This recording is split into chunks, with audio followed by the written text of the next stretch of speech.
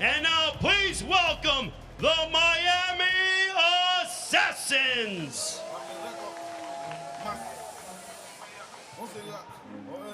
Well, the Miami Assassins finished last year's regular season in a similar position where Atlanta finds itself this season. They know what it takes to become an underdog, but that is the polar opposite of what Miami's been able to put together in 2026. They've won 3 straight going into the playoffs, capping off a 7-1 regular season campaign, and now they're looking to beat Miami for a 3rd time in 2026. As talented a roster as you could possibly put in team boxing league, and they just have so many fighters. I mentioned in that piece, they come at you in waves, so we'll see how Atlanta deals with that tonight. The head coach of the Miami Assassins, world-renowned trainer Herman Caicedo. Here is the starting lineup for Miami. Bantamweight Taylor Robertson. Featherweight Victor Abreu. Featherweight Samantha Ginnathan. Former Olympian and WBA IPO featherweight champion. Lightweight Claudio the Matrix Monero. Welterweight Haitian Olympian Darius the Hawk Jackson. Super welterweight Yoelis Molina. Middleweight Giovanni Estella. 2-time world heavyweight title challenger and former interim WBA heavyweight champion Luis King Kong Ortiz. Featherweight Samantha Sosa. Lightweight Yustiel Napoles. Super lightweight Sofia Varetti. Welterweight Estudi Suero. Super middleweight Yusmel Ruiz. Light heavyweight Isaac Carbonell. 2-time light heavyweight title challenger Uneski the Monster Gonzalez. And heavyweight Nestor Santana. That is the Miami Assassins. And now, ladies and gentlemen, we ask that you all please rise if you're able to as we honor America with the singing of our national anthem being performed tonight by Shamia Crawford.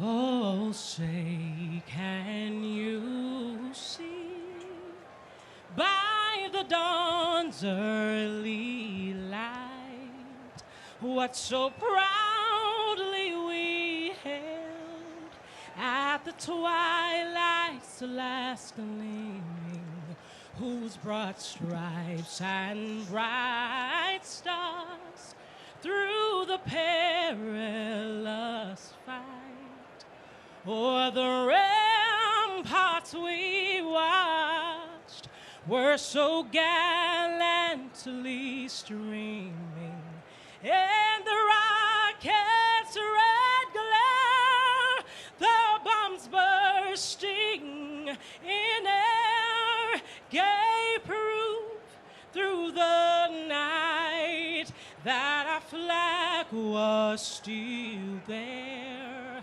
Oh, say does that star-spangled banner yet wave o'er the land of the free and the home of the brave?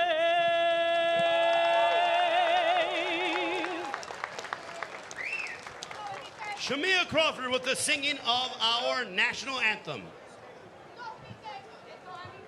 Ladies and gentlemen, it is time to begin the launch rounds between Miami and Atlanta. We begin the evening, round 1. At bantamweight, Atlanta, Haineti Tuitupo. Miami, Taylor Robertson.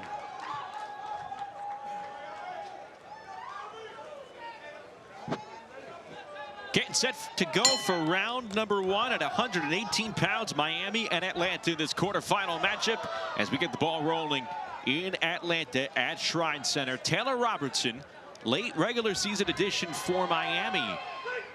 And Hanati Tuatupo in the red fight kit. Tuatupo, an impressive regular season, her first in TBL, 7-1 record. A 29-year-old TBL rookie. She had a really good amateur career, got to the semifinals and finals of the National Golden Gloves, and so did Robertson, who, of course, had her amateur fights, many of them in Australia, her native Australia. And this should be an interesting matchup. A 3-time Australian national champion. We saw Robertson for the majority of last season with the Boston Butchers, but she resides in Miami, so this only made sense for her. But we also saw her compete at 126 pounds, so she's coming down to 118. And you wonder how that weight drop will serve her. And she has not yet beaten a fighter in TBL with the winning record, so this would be something she'd like to get done tonight.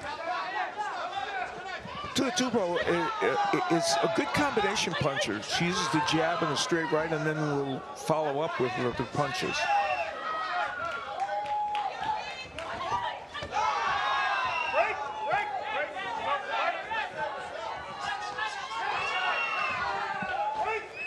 Good counter left hook by Tuatupo, and she does have that. She's a right-handed puncher. Robertson, though, is showing us flashing her right hand. Yeah, she's showing that that right hand can land multiple times already here in the first round. When you talk about Robertson and her lack of success against opponents with winning records in TBL, she's going to have 2 chances because she and Tuatupo are going at it twice here tonight. They'll meet up again in the money rounds. The judging of this round is really going to depend on who you think has landed the better right hands, Robertson or Tuatupo. They both have thrown that punch and gotten it in from time to time. There's a jab from Robertson, keeping Tuatupo at length. And they're coming in, and you're waiting for the head clash. Yeah, boy, it's dangerous. And you know, they're mirror images of each other. Yeah. We just saw Robertson land a jab, but what did Tuatupo? She landed the jab as well, and there she does it again. So very, very similar, and it's going to be hard for the judges, I think, to choose here. Robertson has a couple of inches in height over Tuatupo.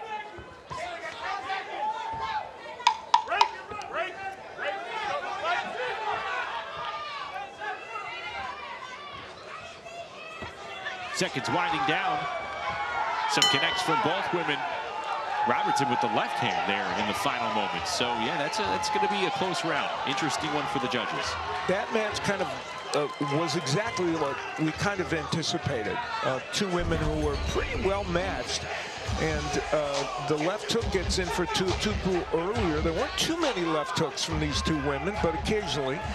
And the jab, effective weapon, Tuatupo landing that. Robertson also landed a number of jabs and good straight right hands. TBL fans, the winner of round 1 by way of split decision from Atlanta, Hanati Tuatupo.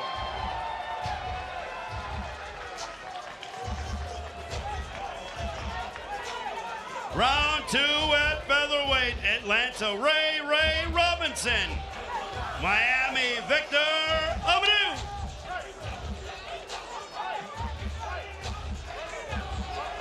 Tuatupo gets the split decision win. Here we go with round 2. Ray Robinson, Victor Abreu. 2 featherweights about to go at it.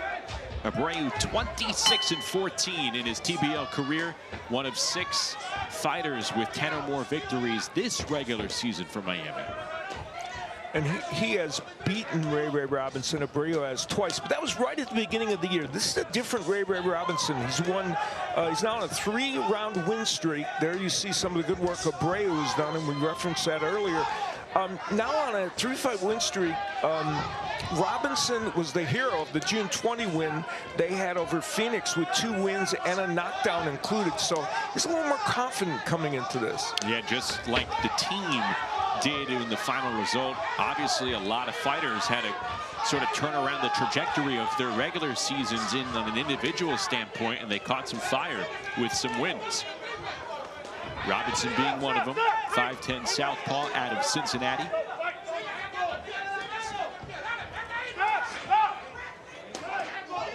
Abreu always in this number 2 slot by Herman Caicedo. He always puts him there. He feels like he's a solid fighter, and of course he's got the 10 wins this year, so he's living up to expectations. And like you mentioned now, 2 of those 10 wins come against Ray Robinson when these 2 teams met on May 1st. And that was the second meeting of the regular season. They fought one another twice in about a 2-week span. And it's interesting because you talked about how close that first meeting was. Second one, not so close. Miami won 20-8, and we heard Sam Arnold revert back to that first inning. What you can take away from that first meeting, and not to say that he's ignoring the second meeting by any chance, but it's interesting. Like how much do you take from each fight, right? Yeah, well, that's his job to be optimistic, right, and give positive vibes to his team, and they did have that good outing. Abreu is, he pushes forward with the jab and then does that, the straight right hand. He's always coming forward, Abreu, and very rarely does someone push him back. I would say Abreu is not a monstrous puncher, but he fights like a monstrous puncher when he fights outside the TBL and here as well, because he's always coming forward. 31-year-old Cuban-American, lives in Sunrise, Florida.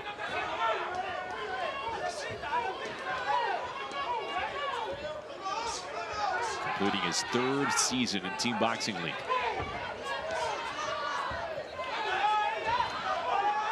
Robinson taking a peek on the side, might have been looking at his corner of the clock, just trying to calculate what he can do here in this round.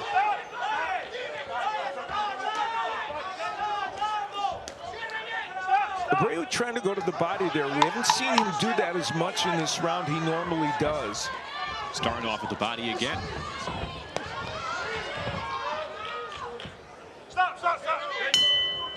And the round concludes.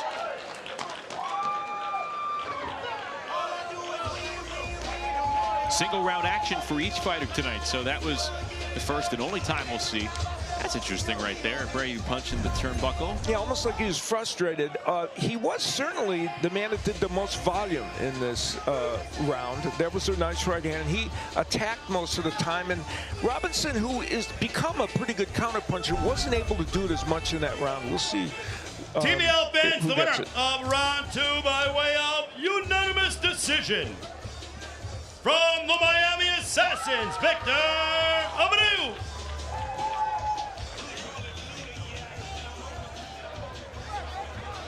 Round 3 at featherweight, Atlanta, Jennifer Clashes. Miami, Samantha Ginnathan. Staying at 126 pounds, 2 women entering the ring. Samantha Ginnathan, one of the candidates for most improved fighter in Team Boxing League this season. And Jennifer Clashes, who we saw in the regular season with the Nashville Smash. A TBL rookie, 3-5 record, and she joins Atlanta for the postseason as part of the player pool after, again, completing the regular season with Nashville. So if some of these teams have vacant spots, we've seen this in past seasons, they can add from non-contenders. And Ginnathan, a terrific turnaround in the regular season. Yeah, 4-9 the previous season, and then 10-2 this year. And I mentioned she won 7 of her last 8, so she's been on a roll. Started boxing at age 32, and she's 35 now. I mean, what she's done in that period of time and to create is pretty remarkable. Klaus is a bare knuckles performer often, and was in the Misfit boxing. She's been in some wars in bare knuckles, and has made a pretty decent transition here to TBL. Giving away some height from the southpaw stance. As Ginnathan connected with a left hook, came back with a right hand, and it drops Clashes. How about that? Early extra points in the launch rounds for Samantha Ginnathan. Looked like it only took one punch out. Yeah, and, you know, Clausius was stopped by Erica Sanchez earlier this season, so she's got a long time to get through this round. And she eats 2 left hooks, does Jennifer Clausius. There's a lot of time on the clock here in the 3rd round. This could be huge for Miami. Could a kickstart. How about that combo from Samantha Ginnethan? And she's pressing the action. Beautiful check left hook at close range. The thing about Ginnethan is she puts her punches together very well, and that adds to the effect of the power. Less than a minute to go. Oh, she's got Clausius all busted up. 50 seconds remain. Ginnethan going for the cut, going for the kill here in the 3rd round. She can end the show early with 40 seconds to go. Oh, that nose absolutely busted up. And Ginnethan could end this not necessarily with a knockout, but by creating a stoppage with the referee if she's able to land a lot. Brent McNean looking closely over these final 20 seconds, and Clausius looking at the referee more than she's staring at Ginnethan. Oh, she comes back with a left hand, trying her best to fight off one of Team Boxing League's most improved fighters this year, but that left hook has become a dangerous weapon for Samantha Ginnethan. Ginnethan leaving her mark in the launch rounds and all over Jennifer Clausius. Wow. Clausius survived that round because of that left hand that she landed that sent Ginnethan back. And Samantha Ginnethan, who is a fun personality in the ring, has herself quite a night. First the knockdown, the right hook from Ginnethan, and then using the jab. That's it was really a half jab, half hook. And she has honed that look at the camera after she does something good. TBL fans, the winner of round 3 by way of unanimous decision. 2 points going to the Miami Assassins, Samantha Ginnethan.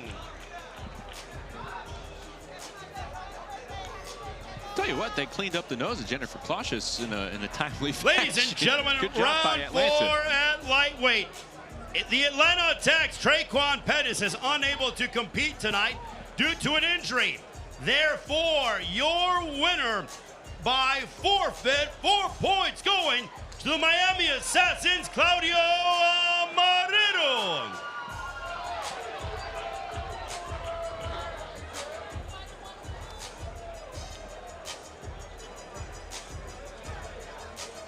Round 5 at welterweight, Atlanta, Javon Davis.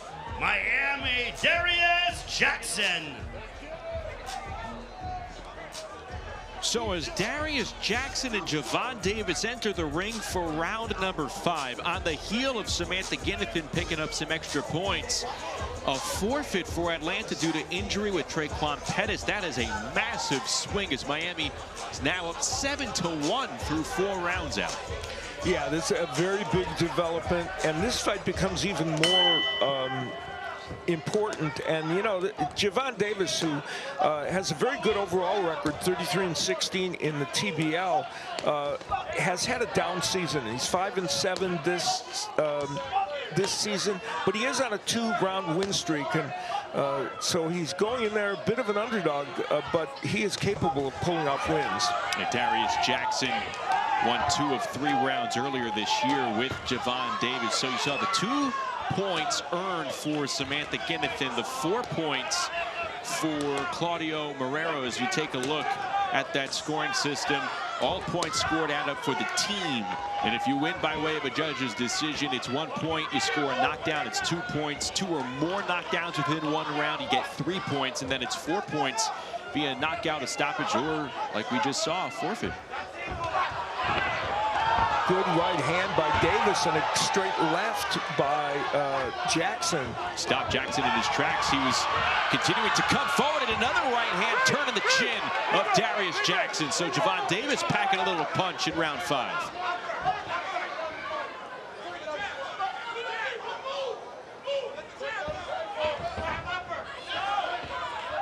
Feels like both fighters just taking a little reset here in the middle of the ring. But Davis doing it with a lot of confidence. Yeah, Jackson, the left-hander, now throwing that straight left hand and really trying to get it home after he took some big shots. And he's landed more than his share as well. It's been a very entertaining round.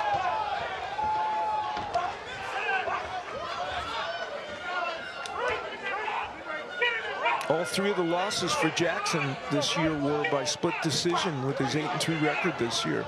Now he turns back, turns to righty, which he does, and takes an overhand right for his trouble. He's doing a decent job operating the pocket right now.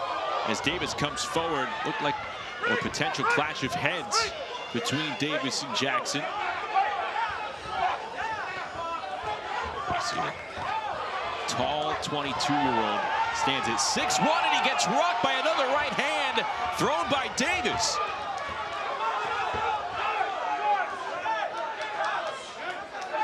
Now this has been a fan-friendly style round here in the 5th. And it's interesting, Jackson switching back and forth a lot in this fight. And it really has been hit with that overhand right, not just when he's a lefty, but sometimes as a righty as well. But he's landed his share of straight lefts as a lefty.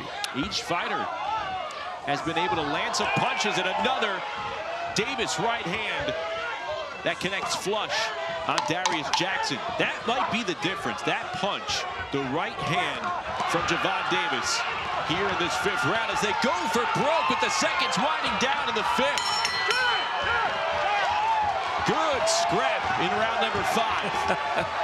A lot of respect from both men, and they know they did something special in the ring. And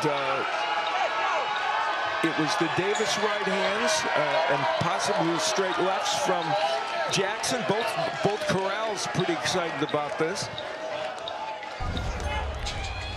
Javon Davis takes the straight left that we talked about from Jackson. When he was a lefty, he was pretty effective early in the round, but then the right hand started coming. After a nice straight left by Jackson, Davis kept cranking up that overhand right, and there were lots of times when it landed, and they had many exchanges like this during the round. And this was a fight Atlanta looked at as a possibility. Let's see if they can get a TBL win. fans, the winner of round 5 by way of unanimous decision from the Atlanta Attack, Javon Davis.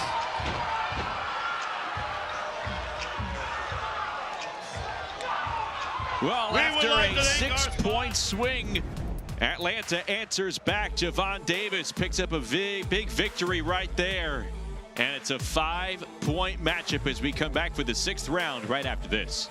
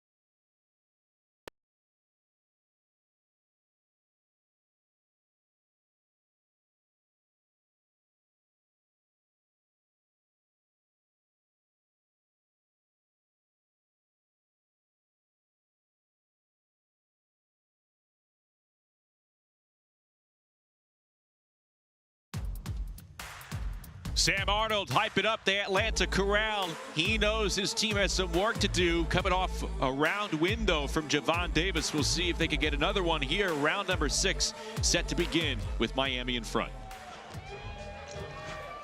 Round 6 at super welterweight. Atlanta, Amin Mitchell. Miami, Yoelis Molina. The first of 2 rounds tonight between Mitchell and Molina. They'll face off here, and then in round number 21. 2 fighters at 154 pounds. Yoelis Molina, one of those fighters for Miami with at least 10 wins, an 11-1 regular season mark, and he has won 9 straight, including 2 out of 3 rounds against Amin Mitchell earlier this year. Yeah, and after he lost the 1 round, and you see the good work Molina's done. After he lost the 1 round to Mitchell, he went on an 11-round tear of winning everything. And so Mitchell would like to bring him back to that first moment and not the second 2 that he won over Mitchell. Molina's looked like he tripped, obviously not ruled a knockdown. And Mitchell's won 6 in a row. 20-10 career record in TBL for Amin Mitchell. And he started the season with a KO win over Harold Jackson. And fighting as a lefty here against the left-hander Molina. Interesting. Molina's calling card, the hand speed and the combinations. Another young Cuban fighter for this Miami squad, just 22 years of age, originally from Guantanamo. And he tries to fight himself out of the corner. Good combo issued by Yoelis Molina. Now he continues to apply the pressure. The difference in the 2 matches that he won against Mitchell was really his hand speed. And he's demonstrating that here tonight.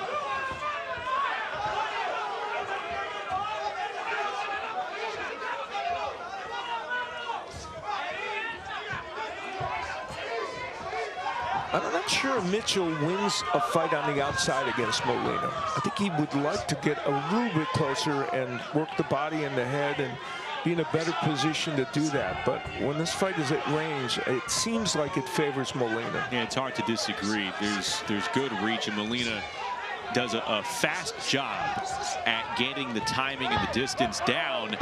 And Molina trips again, not ruled a knockdown.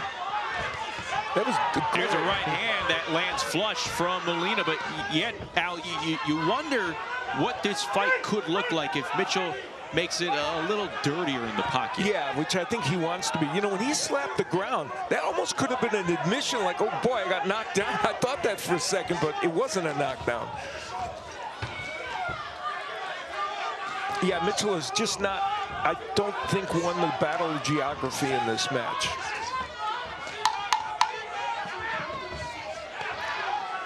And Mitchell's fought almost that whole round as a lefty, which is interesting. Now finally back to righty. Well, a little bit. Goes back to southpaw in the final second or 2. Little clash of heads there. And you see Amin Mitchell thought he, yep, there's a little bit of blood. So a headbutt, maybe within the final 2 seconds, opens up a cut for Amin Mitchell. Yeah, that's frustrating. There's the right hook from Molina that landed. That was his best power punch of the round. And then here they're going to, Molina's showing the hand speed again that we talked about, fighting off the ropes. TBL fans, the winner of round 6 by way of unanimous decision. From the Miami Assassins, Yoelis Molina.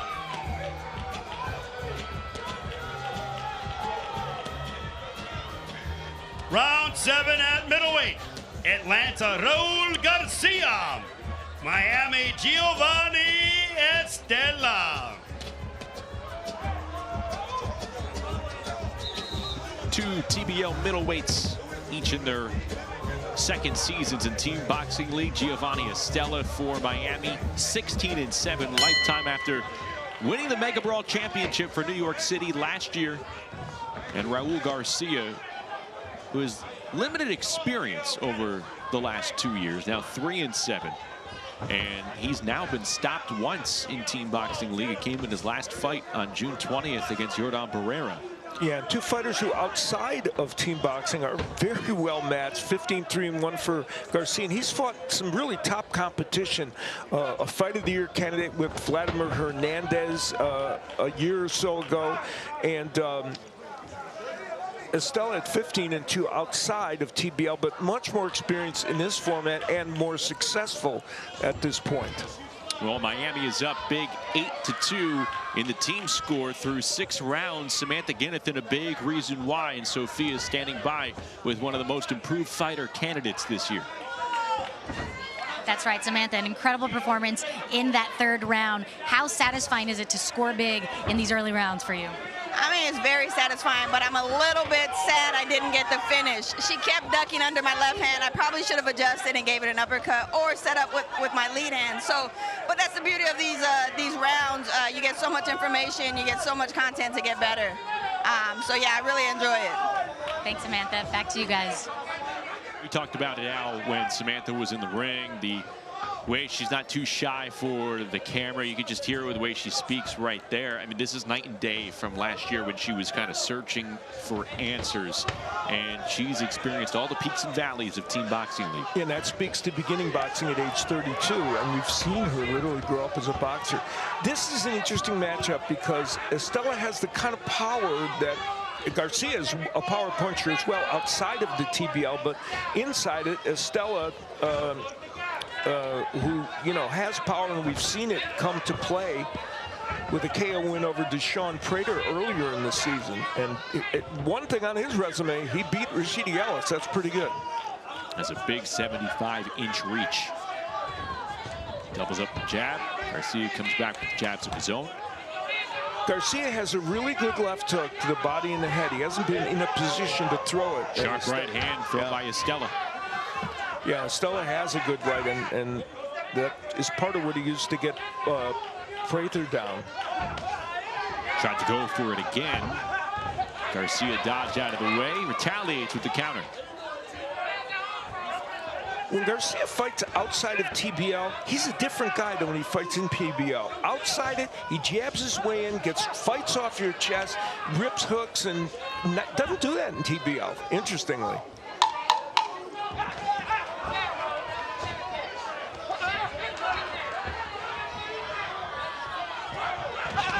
Two fighters with a quality exchange in the closing moments.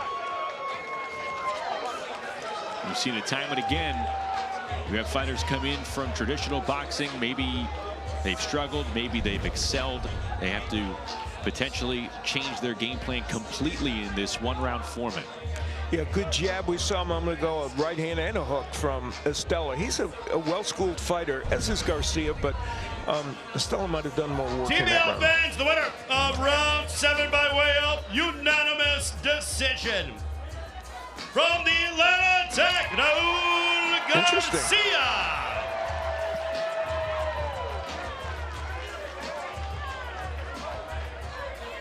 Our final launch round will be in the heavyweight division. Atlanta, Devin Young. Miami, Luis Ortiz. So Raul Garcia picks up the victory in round 7. Now it is an 8-3 Miami lead as we take a look at our round to watch. Luis Ortiz and Devin Young at heavyweight. You mentioned that Ortiz had those 2 knockout wins when he came into TBL. Won a wild affair against Edward Mallard, in which he also went down. But this is the best guy he's faced in the TBL. Devin Young, 8-5 this year, and he's got 27 TBL wins. So he's a polished fighter. Each obviously with knockout power. And Devin Young is fighting right in the pocket with Ortiz, right? A little movement at the beginning, and he's capable of being more of a boxer, but he's walking into the fire here. Each 6'4" fighter wearing the body frame a bit different.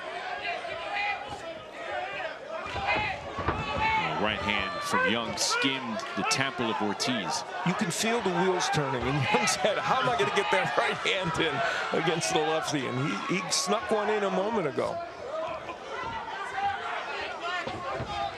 Ortiz scheduled for 2 fights tonight. This 47-year-old has not done that yet. 2 rounds in one night. He's in action, or scheduled to be in action for round 23. He's stunned by that one. King Kong along the ropes. And Young with a jab to follow it up. Now, if you're Devin Young for the last half of this round, do you fight a tactical fight knowing you've done a lot in the first minute and a half, not just that one moment where you stunned Ortiz? Knowing that Ortiz still has that big power.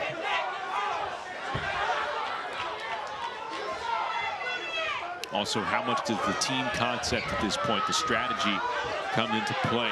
You're down by 5 as a team. I know none of this is probably entering the fighter's mind in the moment, but you have to be cautious.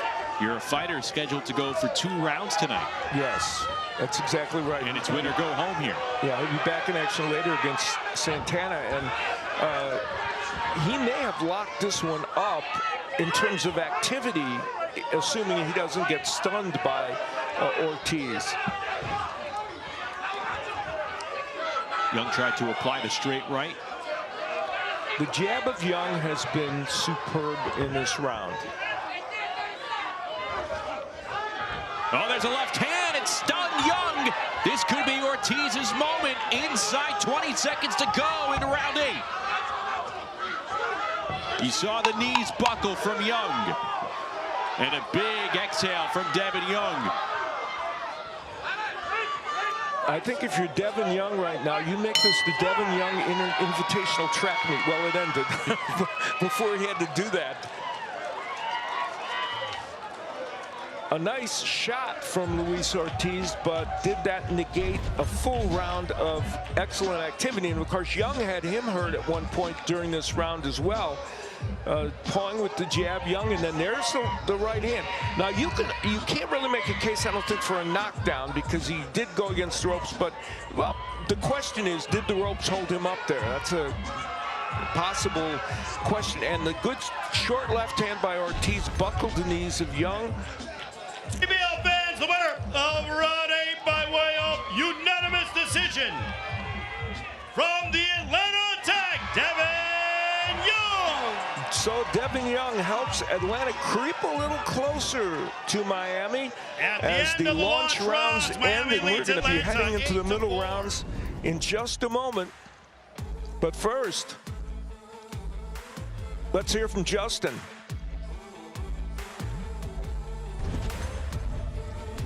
Thanks so much, Al. Plenty more to do as we continue our march toward Mega Brawl 4. Coming up August 1st, we head back to Philadelphia as AC Bryan San Antonio Snipers take on Sonny Gutierrez and the Phoenix Fury. That's coming up at 7 Eastern. Then on August 2nd, we head out to California as the favorite Las Vegas Hustle take on Erica Sanchez and the Los Angeles Elite at 10 Eastern, 7 Pacific. All 24 rounds of 3-minute action can be seen right here with Team Boxing League, where every round is the last round.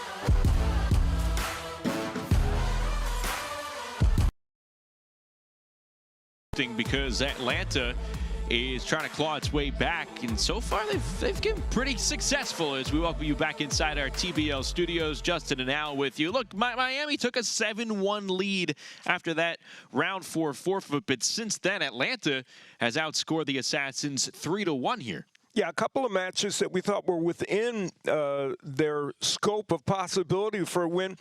One of them being that heavyweight matchup with Devin Young and Luis Ortiz, and they did claw their way back. Yeah, they've taken 3 of the last 4 rounds as we venture into the middle rounds. First, let's take a look at some of the launch round highlights. Starting in round number 3, Samantha Ginnethan, Jennifer Clausius going at it, and Ginnethan putting the hurt on Clausius.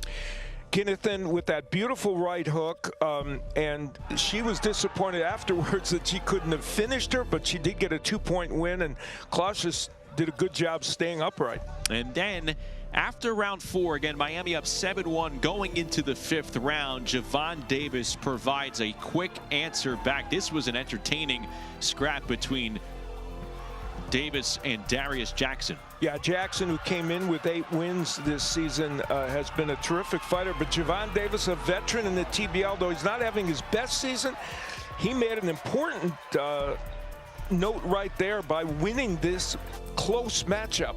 It was very close, though, a unanimous decision nevertheless. And then Devin Young, Luis Ortiz, it was our round to watch. Each heavyweight got in one great punch in this round. Yeah, the difference was that Young did more work in between, especially with the good jab, and he got the win over Ortiz. And now we take a look at the middle rounds in our round to watch here. Round number 15. Rubber kind of meets the road here with Money Pal and Unieski Gonzalez. Pal on a great winning streak carried over from the regular season. I actually should say the reverse. He was off to a 7-1 start, finished the regular season 8-6. Gonzalez has seemingly lost 3 straight as well. So that's where the rubber meets the road. One fighter's got to act here. Yeah, it is interesting. And these two men have seen each other before. A 3-1 edge for Money Pal over Unieski Gonzalez. So when he's been at cruiserweight, Money Pal has really had the answer for Gonzalez. Now we're going to see whether that changes here tonight. As you pointed out,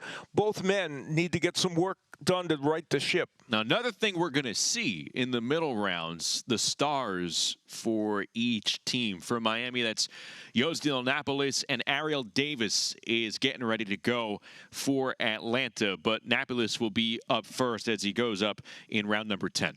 Yeah, Napoles, a big puncher and with big power in his right hand. And Ariel Davis, who is undefeated this season and just doesn't lose. And she has 4 wins over Sofia Veretti, the woman she's going to face. So when Atlanta looks at that, they're thinking they're penciling in a W, and certainly for Napoles, Miami feels confident in him. Each fighter, Napoles and Davis, they will be 2-round fighters, and we are moments away from seeing both in actions here in the middle rounds. Round number 9, the middle rounds set to begin with Miami up 8-4.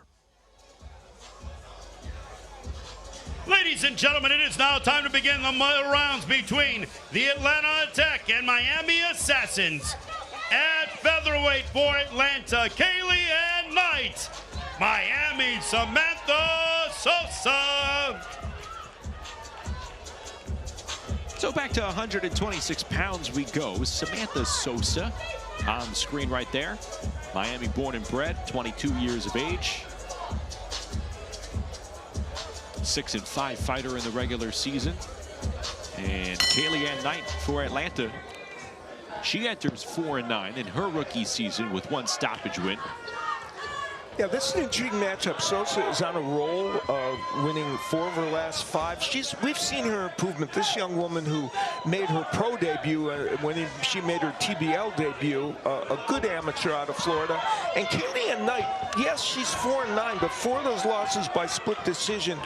And she fought 2 absolute wars with Tiara Brandt, and she has a good right hand. So this is, to me, is a fascinating matchup. And she came out to start this 9th round with some big swing attempts with that right hand. And the question with Knight is, can she use that height and reach advantage to her best advantage? Knight stands at 5'7", Sosa comes in at 5'3". And Knight has obviously built a reputation for having an aggressiveness. And she's throwing first, but Sosa's been more accurate. Yeah, the Knight right hand sometimes is a little wide, and when it gets there, it's very effective. But Sosa is probably a straighter puncher.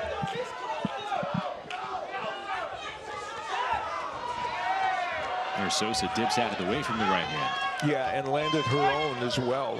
So when she's got a little bit better range, the mid-range, Sosa is very effective. And we've watched Sosa just improve in leaps and bounds during the course of this season in her professional boxing.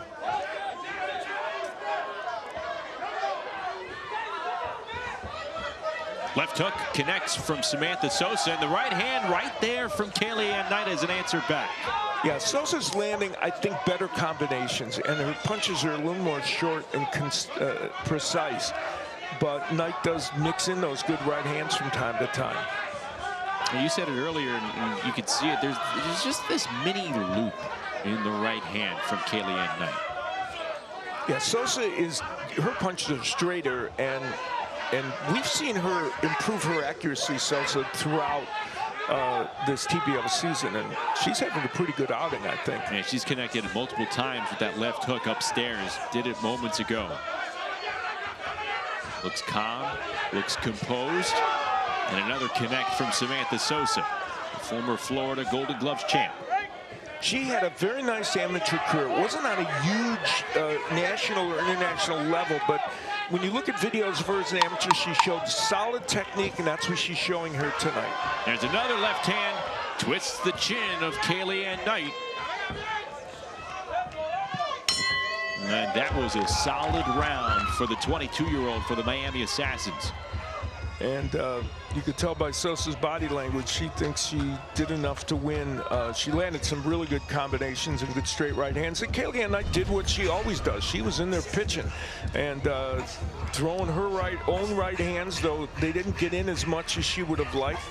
And on the inside, Sosa being a little more precise with some of her shots. There's a nice straight left, although Knight snuck in a right hand as well. TBL fans, the winner of round 9 by way of unanimous decision from the Miami Assassin, Samantha Sosa.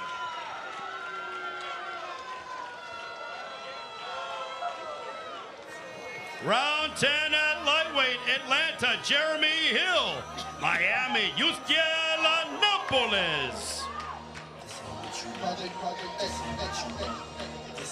So Samantha Sosa increases Miami's lead 9-4. Now we have Yielanapolis entering the ring against Jeremy Hill. Napolis, a 13-1 regular season record. He's won 6 straight, and he beat Jeremy Hill in Hill's TBL debut back on May 1st.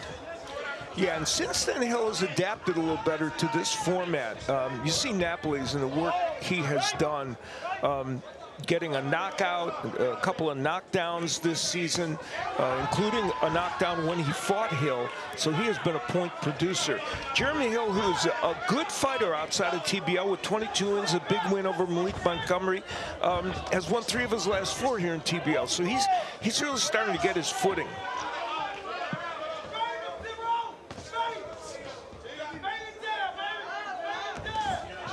The Napoli's right hand is what to look for. I mean, he has good power in that, but he's got a good left hook also. Napolis beginning downstairs before trying to work his way up. There's the hook from Hill. I'll tell you, Jeremy Hill has a really good left hook, and he's knocked out more than his share of opponents in outside of TBL with that left hook, and he's got 13 KOs.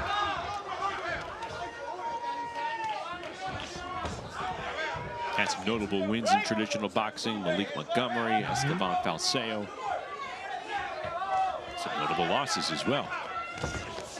Been in the ring with one of the best fighters in the moment right now, the champion Raymond Morataya.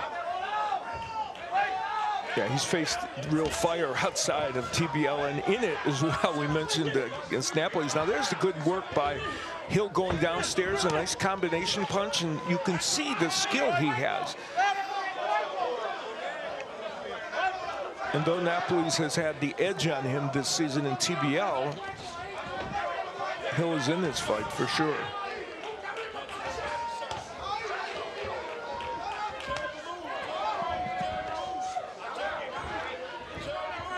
Steele Napoli's is a free swinger. He will take risks, and that is part of the reason why he's produced the big power moments this season. And in 2 seasons, he's 16-3 in this league, so he's been a force. He landed that left hook for the most accurate punch of the round. Yosdil Napolis, he and Jeremy Hill will do it again in the money rounds in round 19. As Miami is up 9-4, looking to earn its 4th straight win to kick off its postseason run. Body shots exchanged from both gentlemen. Well, Napoli's, of course, one of the many Cuban fighters on this Miami team who's made his mark, and he does it a little differently than some of them. He's not a technical boxer. He's a banger, even though he's got certainly a good skill set. At the end there, Napolis walked through a right hand from Hill. Both fighters respecting one another's performance. But Napolis looks like he's confident he was a step ahead for those entire 3 minutes. There's that straight right hand, and Hill was able to stand up to a couple of big power punches. We mentioned Hill got knocked down in their first fight in TBL. TBL fans, the winner of round 10 by way of unanimous decision from Miami, Yosdil Napolis.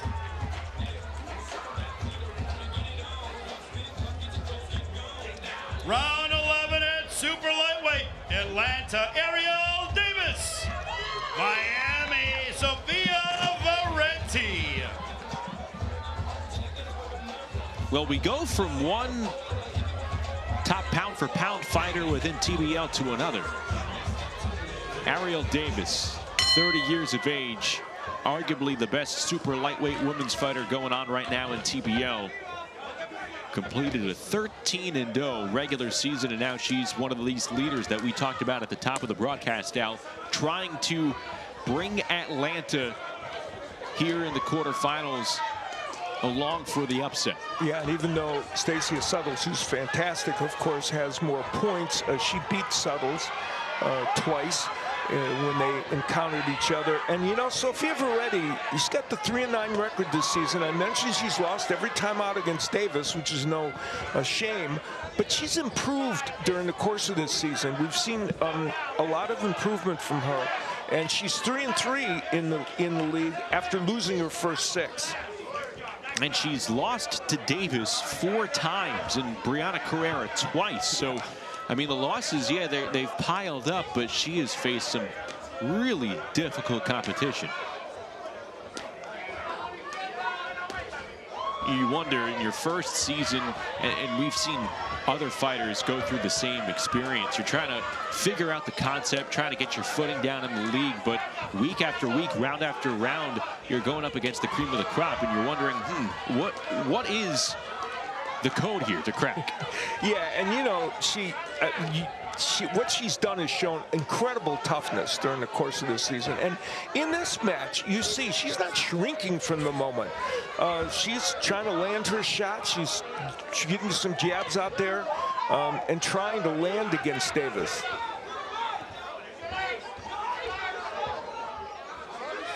Davis's jab is a thing of beauty, and we just saw it land. She uses that punch as effectively as anybody you're going to see in the ring.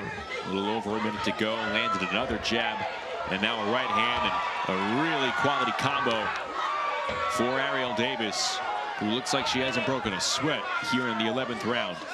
And when she gets the right hand going after the jab, and we saw it there, she's got quick hands.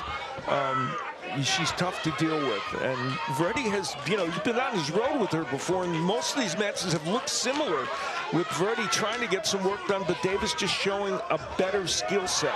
Just swarming Verenti with the punch volume.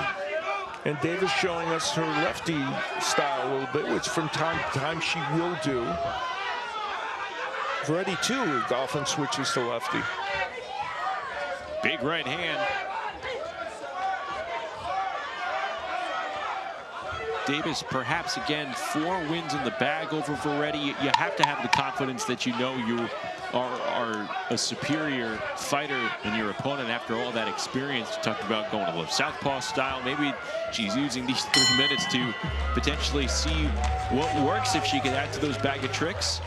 Yeah, and you know, listen, that woman has only lost to 2 people in the TBL. Amelia Moore, who's one of our broadcast mates, who's going to be fighting for a world title, and Erica Sanchez. So she's not likely to lose tonight after landing punches like that big right hand and the jab, which we talked about. And Sofia Veretti showed again her toughness, standing up to some big shots. TBL fans, the winner of round 11 by way of unanimous decision. From Atlanta, Ariel Davis.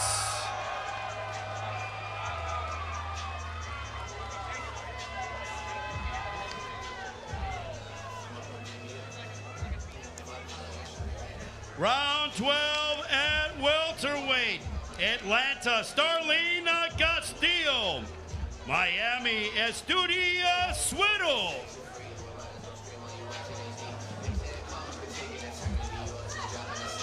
After Ariel Davis picked up a win, moving on to round 12 to welterweight Starling Castillo for Atlanta, Estuary Suero in the silver trunks, going back to that red corner. And away we go here in the 12th round. Now a 10-5 Miami lead in this quarterfinal matchup. Winner moves on to the semifinals. So if you're looking for a place where Atlanta might be able to sneak in a victory, this might be it, because Castro, 23-year-olds, 22-1, this Dominican Republic fighter in the pro ranks, and he's 2-1 in TBL. And Suero's a solid performer with that 8-6 record. But 3 of his 4 his losses this season have come to lefties. But Suero's off to a good start with that right hand. These are 2 Dominican fighters going at it in the 12th round. And a good combo capped off by a right uppercut from Suero. And it didn't look like Castillo saw coming through. You listed Castillo's boxing record in the traditional sense. He holds a top 70 ranking within the Box Truck algorithm. He's been in with some fighters. Yeah, lost a majority decision to Brian Flores, a very good fighter, and he's won twice here in the TBL. Suero is, you know, the kind of the blue collar guy on this Miami team. He's carved out a pretty decent record, and you see him in this fight doing, when we've seen him at his best, and 3 of his losses are by split decision. When we've seen him at his best, this is what Suero has done. He's been a solid worker, throwing a good volume of punches. And he's the only man this season, by the way, that has beat Jasir Riley, one of the best in this division. A little over a minute to go in this 12th round between Suero and Castillo. And we talked about the traditional boxing careers for both men. You should note, Suero's career did include some unsportsmanlike behavior because of his bout with Starling Castillo. These are 2 fighters that did go at it previously in their traditional boxing careers. He bit the shoulder of Castillo in his U.S. debut in 2023. Yeah, so they have more than history with each other.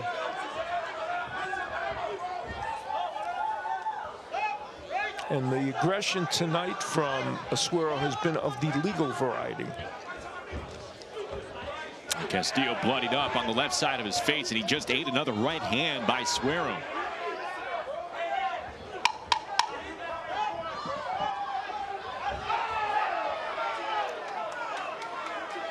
And Suero getting warned from Nate Mann, the referee.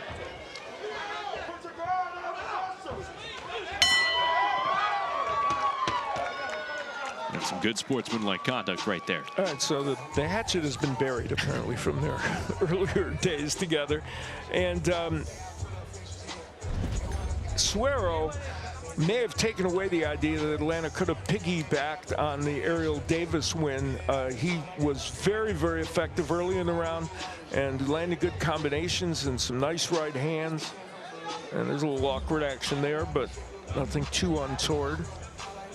And Suero, with one of his very good performances. TBL Band's the winner of round 12 by way of split decision. From Miami, it's Dudy Suero. So Suero comes up with the victory. Miami increases its lead to 11-5. We are halfway through this quarterfinal matchup. Round number 13 coming up next.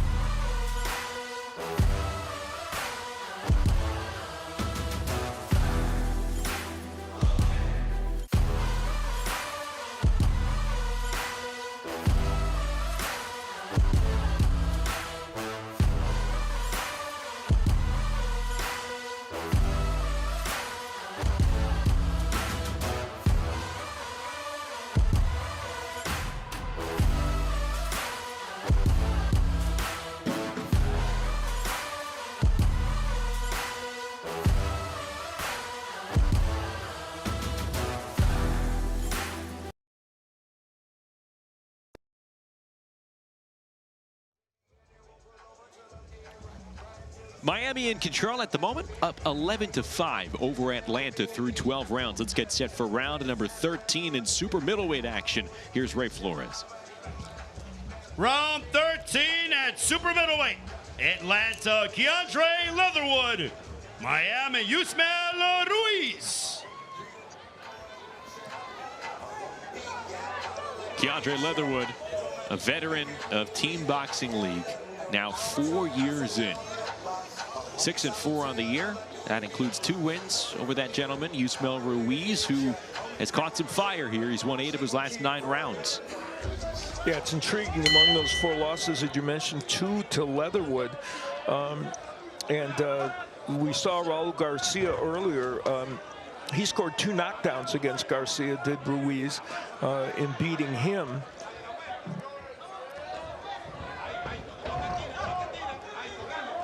Ruiz 11 wins in the regular season. Can he build off that and be one of these pillars for Miami here in the playoffs? Yeah, Leatherwood, who, you know, has fought top fighters outside of TBL, lost to Christian Mabili, who's a top guy, Terrell Gaucher, who's now in the TBL, Andy Lee. So he's been in against really good fighters. And as you mentioned, a 4-year vet. He's 6-4 this season, but he was 9-4 in season 3. So he's a very solid TBL fighter. And a veteran. 10-year age gap between Leatherwood and Ruiz. 2 very different backgrounds, one growing up in Cuba, the other in Alabama, and here they meet in the TBL postseason in Atlanta. It's part of the charm of this league, too. International flavor. We saw 2 Dominican fighters battling against each other. Ruiz, he's a fighter that would like to use the ring a little bit and stay at distance if he can and try and use his power when he can.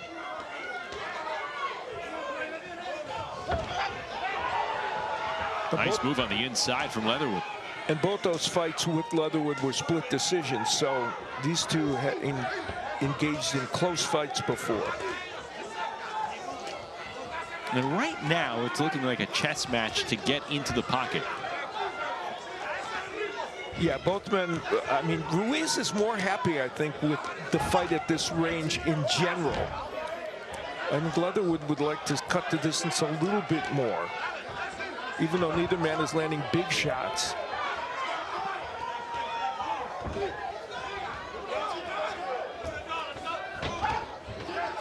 There's a left hook by Leatherwood. He has a really good left hook. He just needs to put himself in position to throw it a little bit better.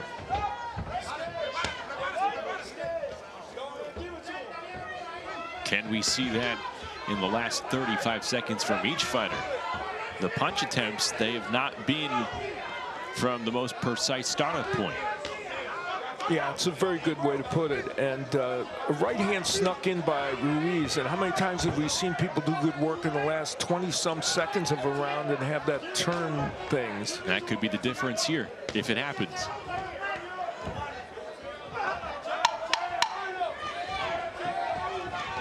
Atlanta now trailing by 6.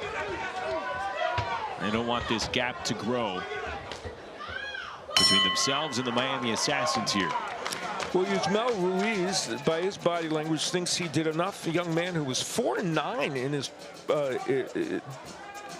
in season before, and now this year has put together that 11-4 record. So he's hoping to add a playoff win to that.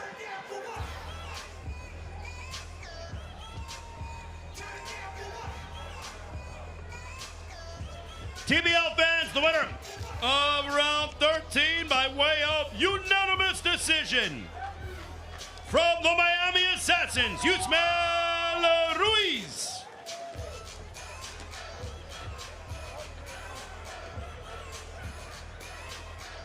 Round 14 at light heavyweight, Atlanta, Jason Rosario.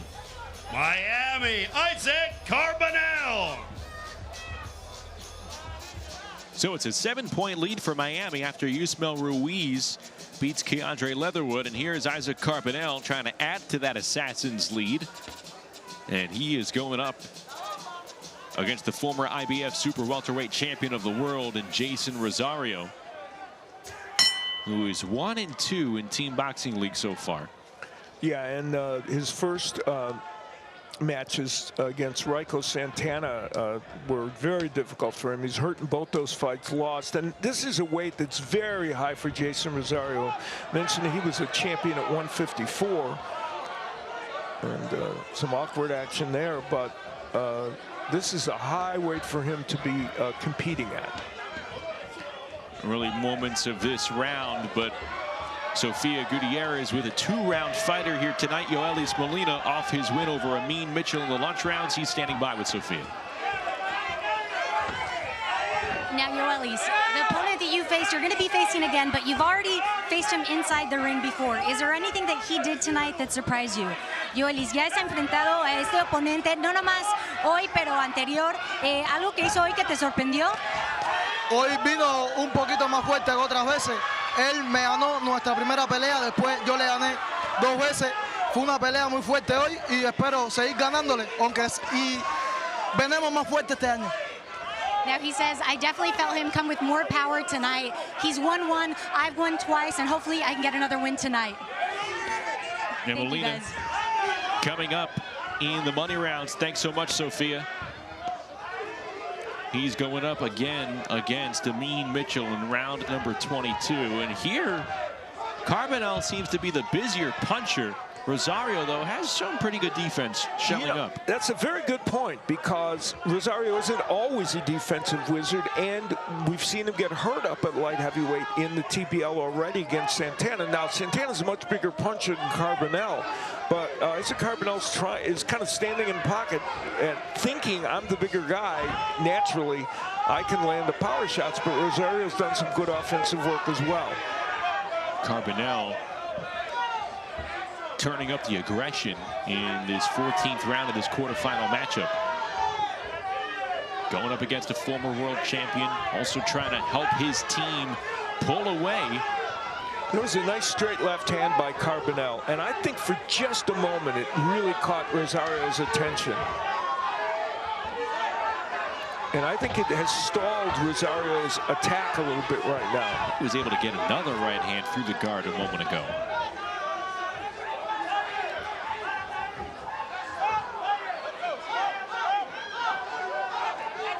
Rosario was able to get some good body work done early on the inside, but in the last minute and a half of this round, Carbonell has done most of the good work at length. Good combo.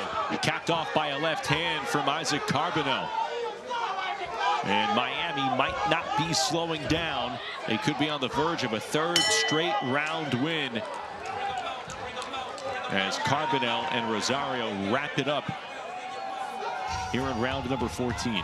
Well, Isaac Carbonell isn't having his best season. He's 5-4, and this is a man who has 27 wins in the TBL. But here in the playoffs, in an important moment, he looks like he came through with a very, very good performance, and he was coming in here on a 3-fight losing streak, so he's hoping he got the win here tonight. TBL fans, the winner of round 14 by way of a split decision from Miami, Isaac Carbonell.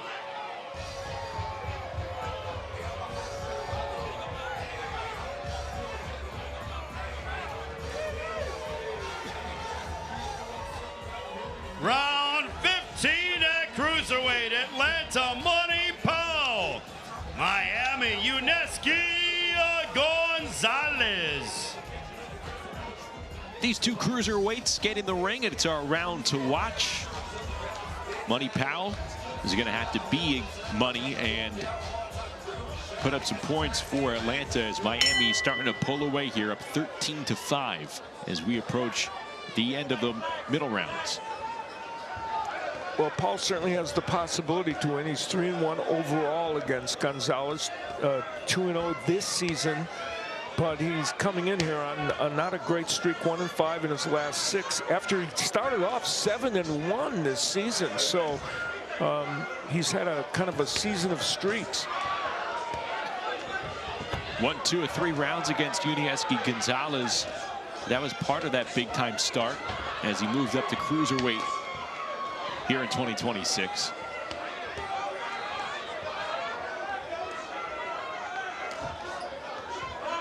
Gonzalez, of course, always a come-forward fighter in TBL, as he has been outside of TBL. And he is, you know, he's 8-7 this season, so he's had some success, and he's won 3 of his last 4. So Gonzalez is kind of coming in with a little different vibe than Powell. And both fighters hoping that a push of the reset button from the regular season to the postseason can create a new type of success, because they both tasted it in various forms at some point in the 2026 regular season. They have to get back to that, back to those winning ways. Gonzalez, when he does this, comes forward and gives you a lot of volume and mixes his punches to the body and the head. And the jab is such a key for Gonzalez. When he uses it, he is so much more effective. Out of range right hand throw from Money Powell. He pawed out that left hand. It met the chin of Powell. And Money Powell, you know, he's a good tactical fighter, but the problem for him sometimes in matches is that if somebody is using a lot of volume and creating a lot of activity, boy, that's a nice right, he can't match that with his volume.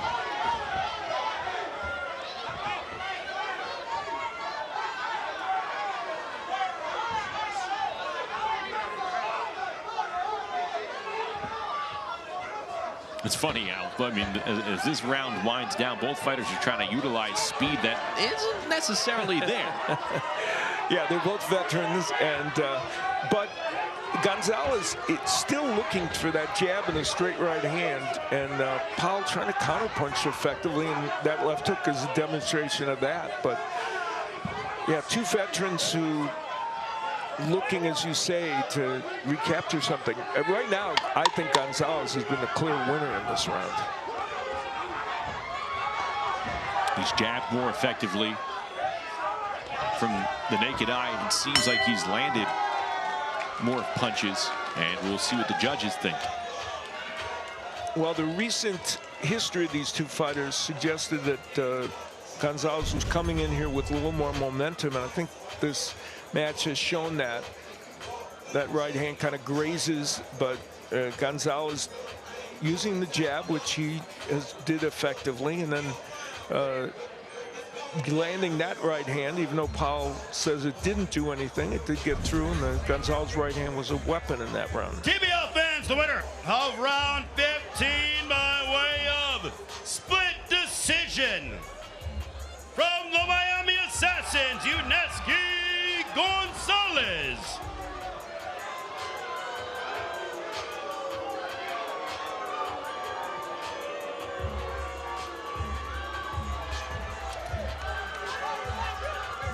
Gonzalez telling this Atlanta crowd to hush up. Our final round will be in the heavyweight division. Atlanta, Jamal Woods. Miami, Nestor Santana.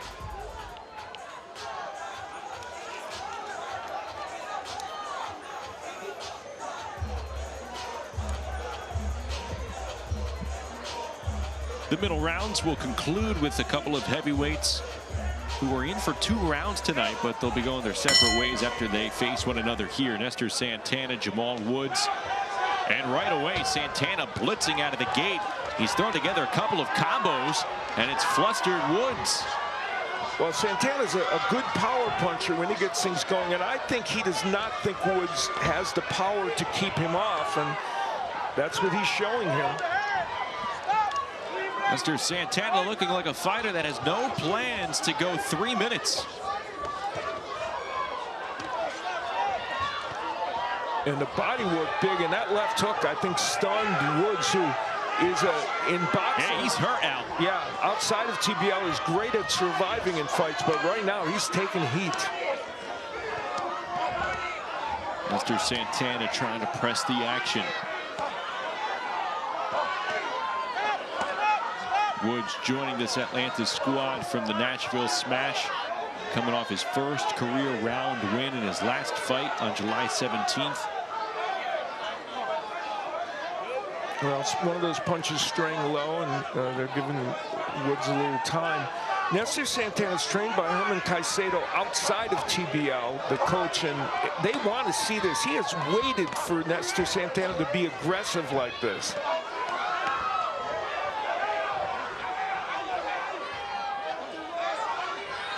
Santana still has some leverage right now with 1:40 to go. And Santana did knock out Kenyon Walker to start out this season, showing the power with a big overhand right, and he's showing that pop tonight as well.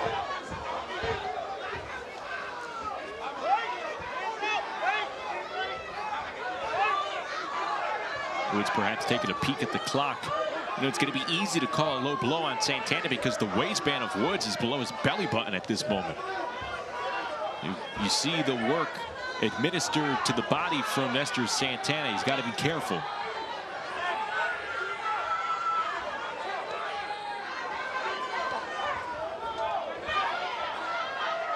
This is what they were hoping for from Nestor Santana in the playoffs. Of course, they had brought Ortiz on, but they want Nestor Santana to produce performances like this. A good right hand followed up by the right uppercut, and another scrape job from Nestor Santana. Now, mind you, nice right hand landed by Woods. He's not a big knockout puncher, but he is a heavyweight, so he could still turn things around with something big, but it would take that.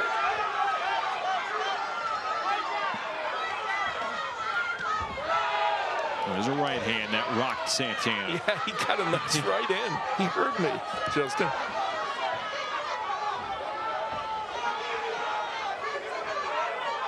So it started as a sprint out of the gate for Nestor Santana.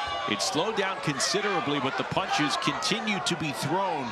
Woods with a respectable job fighting back in that round, because in the beginning it looked like he could have possibly tipped over and given away some extra points. Not the case. And Santana continued through most of the round, but Woods was able to land enough to hang in there, especially some right hands. This was Santana in that blitz early in the round, throwing to both the body and the head, and got a lot done and stunned Woods a couple times. The body work's very effective. That one was the low punch that created a stoppage, but not a point deduction for Santana. Woods fighting back, was able to land a couple of pretty decent right hands, but that was Santana's round. TBL fans, the winner of round 16 by way of unanimous decision from the Miami Assassins, Nestor Santana. Well, Santana's win opens up a 10-point lead for Miami, up 15-5, going to the money rounds. We'll take a break. We'll come back with more in this quarterfinal matchups. And a quick reminder, postseason awards. It's in season. It is award season for Team Boxing League. You can vote now by scanning the QR code on the screen or head over to teamboxingleague.com for postseason awards.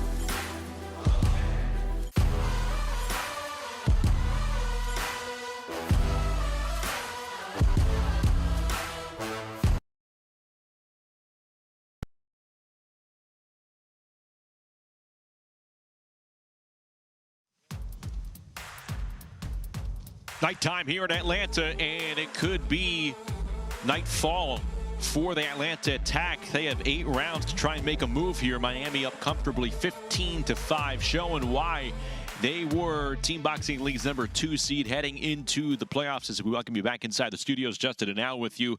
Right now, Miami, after end to the launch rounds in which we saw some fight for Atlanta, they have really muzzled the Attack. Well, 7 of the 8 middle rounds were won by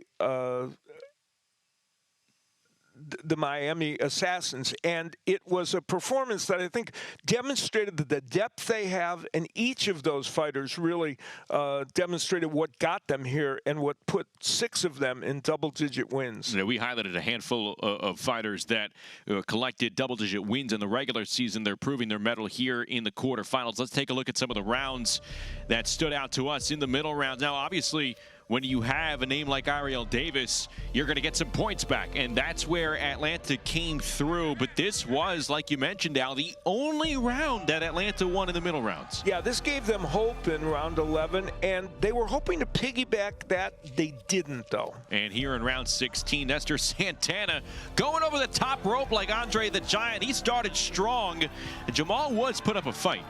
Yeah, this is the Nestor Santana that Herman Caicedo always looks for. That would be really aggressive to show his power. But Woods did fight back a little to make it interesting, but Santana gets the win. So it's a 10-point cushion right now for Miami. 8 rounds to go until they could punch their ticket to the semifinals. And as we take a look at a round to watch here in the money rounds, going over to round 21, a repeat from the launch rounds. Amin Mitchell trying to avenge his loss there to Miami's Yoelis Molina. Another double-digit win fighter for Miami. Yeah, Mitchell was hoping to reverse being behind in their rivalry against Molina, but he couldn't in the first one. Part of the reason we thought this was the round to watch is we didn't know exactly where this competition was going to be at, and this was one of those fights that, like the first one, Atlanta thought they might be able to steal and help their cause. And Molina will be going for a 2-round sweep and his 11th consecutive win overall. Let's start the money rounds here with Miami up 15-5. Back to Atlanta with Ray.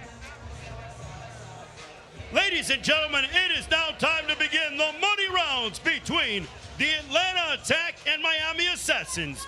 Round 17 at middleweight. Atlanta, Raul Garcia.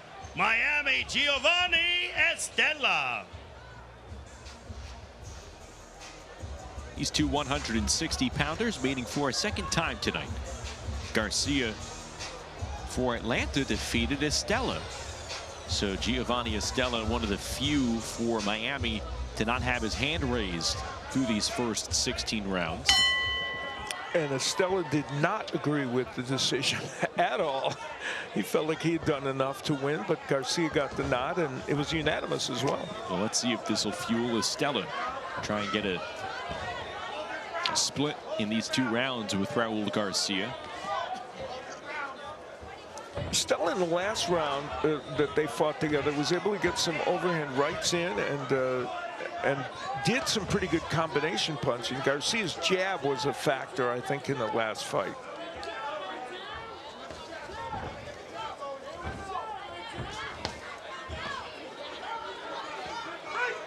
Garcia's win was part of a stretch in which Atlanta won 3 of 4 rounds, and that's been their brightest point in this quarterfinal matchup.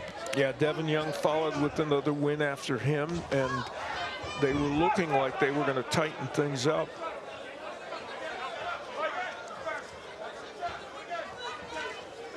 Estella has let the last match in this one be a little more tactical than I think he wants. He was aggressive in parts of the first encounter they had, but in this one he's kind of allowing Garcia to create a slower pace, even though that's not what Garcia, as I mentioned before, usually does outside of TBL, but he does it here. Garcia was a member of the Dominican national team as an amateur, and a quality combo thrown by Raul Garcia.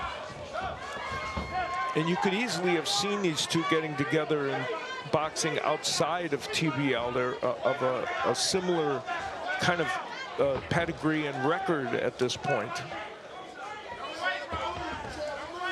And that's the fun of this league. It forces these fighters in fights against each other.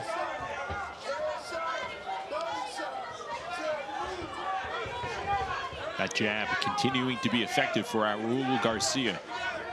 Yeah, that we mentioned that earlier in this round, and that maybe that was the difference in their first match, and it could be here as well. And Estella capable of getting in some big power punches, but has had a hard time doing it.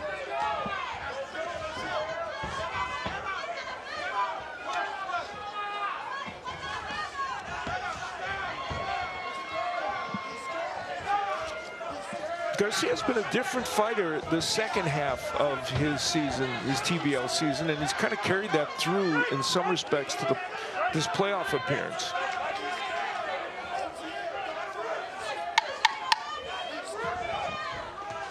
Garcia's had the same demeanor this entire 3-minute round. Has looked calm. He's been throwing out that jab. Was able to dodge the punches. And we'll see what the judges think for this second go-around.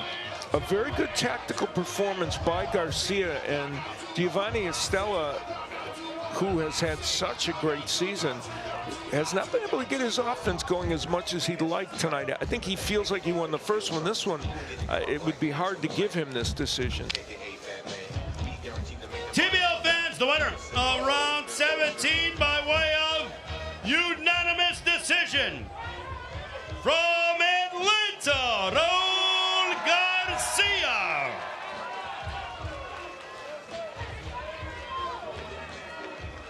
Round 18 at super lightweight. Atlanta, Ariel Davis. Miami, Sophia Veretti.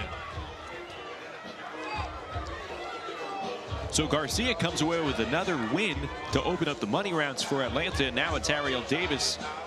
And this is a chance. Again, if Atlanta is going to be able to make a run back here in these money rounds, this is their chance to crack open the door for themselves. And this is a match, you know, 5 times Veretti has faced Ariel Davis. 5 times she's lost. She has never gone down. And if Ariel Davis, who has landed some big power punches against her, right now she would love to get a knockdown or a knockout. But Sophia Veretti is so tough that she just doesn't follow that script. But you're seeing Davis much more aggressive and early in a round than we normally see her, and that's probably because she's thinking of points. Ariel Davis has thrown some sharp punches to start this 18th round, looking to move to 15-0 in 2026.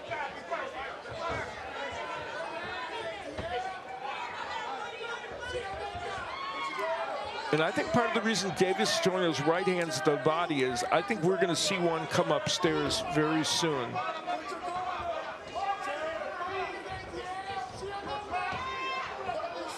Davis in the running for Team Boxing League MVP here in the regular season.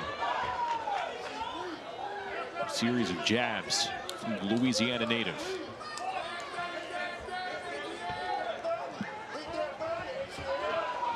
And the Argentine Veretti is, you know, had a rugged season this season, but as we've said, she's shown toughness and has faced the best competition. So she's doing in this round what she always does, trying to mount some offense against this higher level fighter, and meanwhile taking the best she can dish out.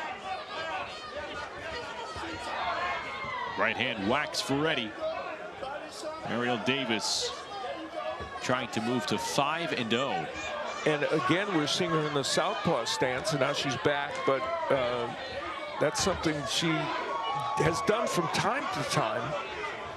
I'm glad you cut me off there, Al, because I was about to shortchange Davis. She's going to move to 6-0 if she gets the win here against Veretti this season. I knew you wanted to say that. Yeah. I felt it. Otherwise, I never would have cut you off. Davis knows if Atlanta is going to make a run, it has to continue with her getting her hand raised. But in what fashion? Will she do it by an ordinary judge's decision, which she's in line for now, or will she still be able to find a way to pick up extra points, in which the attack desperately need at this point? In the early going in this round, Davis was able to land some really good power punches, but it became a little more tactical as the round continued. And credit for Veretti from making the defensive adjustment, not just stand there as a target, as a piñata.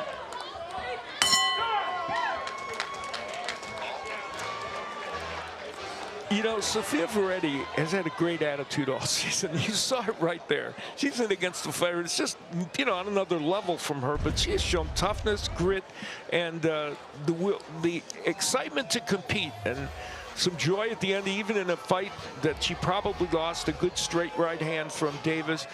And Davis early on in the round, there you see Veretti doing some counter work, and that's what kept her in this fight.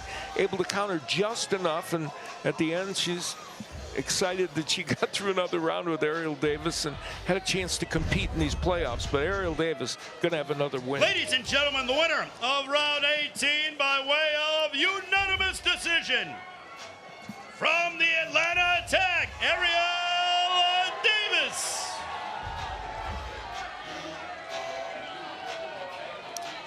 Round 19 at lightweight, Atlanta, Jeremy Hill. Miami, Yustiel Napoles. So 2 round wins in a row for Atlanta. It's now 15-7.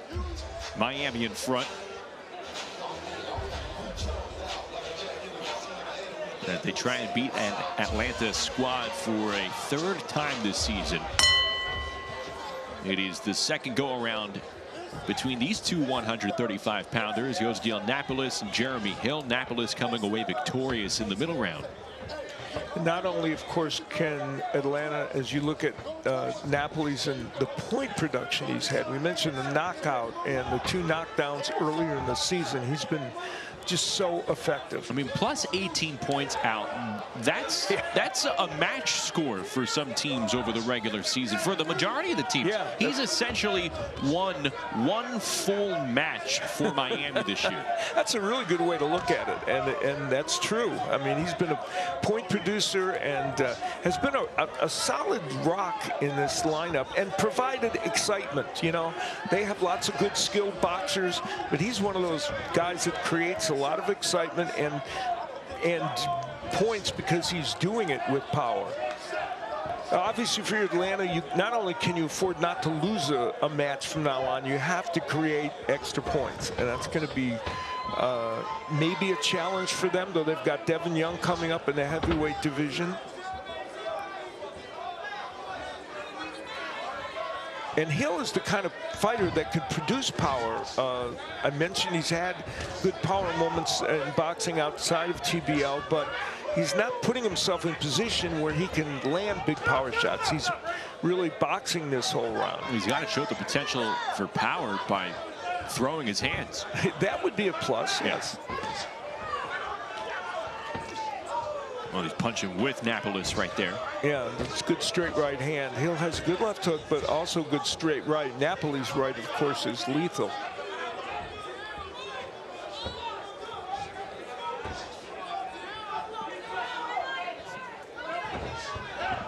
It's a cat-mouse game. How about that angle in the left hook from Napoles? Yeah, it's wrong to think of Napoles as just a slugger that has a good right hand. He's a very skilled fighter. And of course, one of the Cuban fighters are always so skilled technically.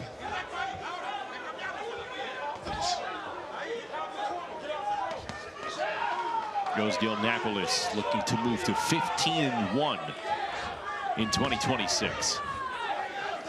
And the interesting thing about Napoles, there's that right. Oh man, that was a beauty. He can box or punch. He is the true definition of boxer puncher. And even if sometimes he might get a little wild or punches get a little wide, he's got a good skill set. Yosdale Napoles turning it on in this last minute. He's landed more effective shots, including that left hand downstairs, then comes back upstairs with that left hook out. And he is a showman from time to time, and he's showing us that right now. Boy, those left hooks. We talk about the right hand for Napoles, but his hook is special.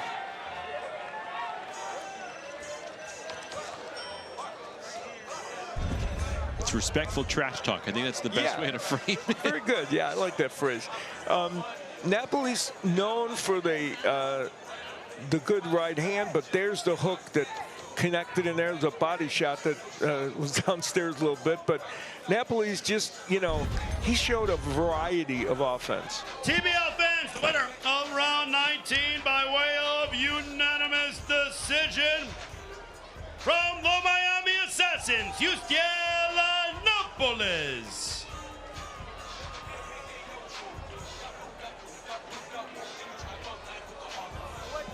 Round 20 at heavyweight, Atlanta, Devin Young. Miami, Nestor Santana.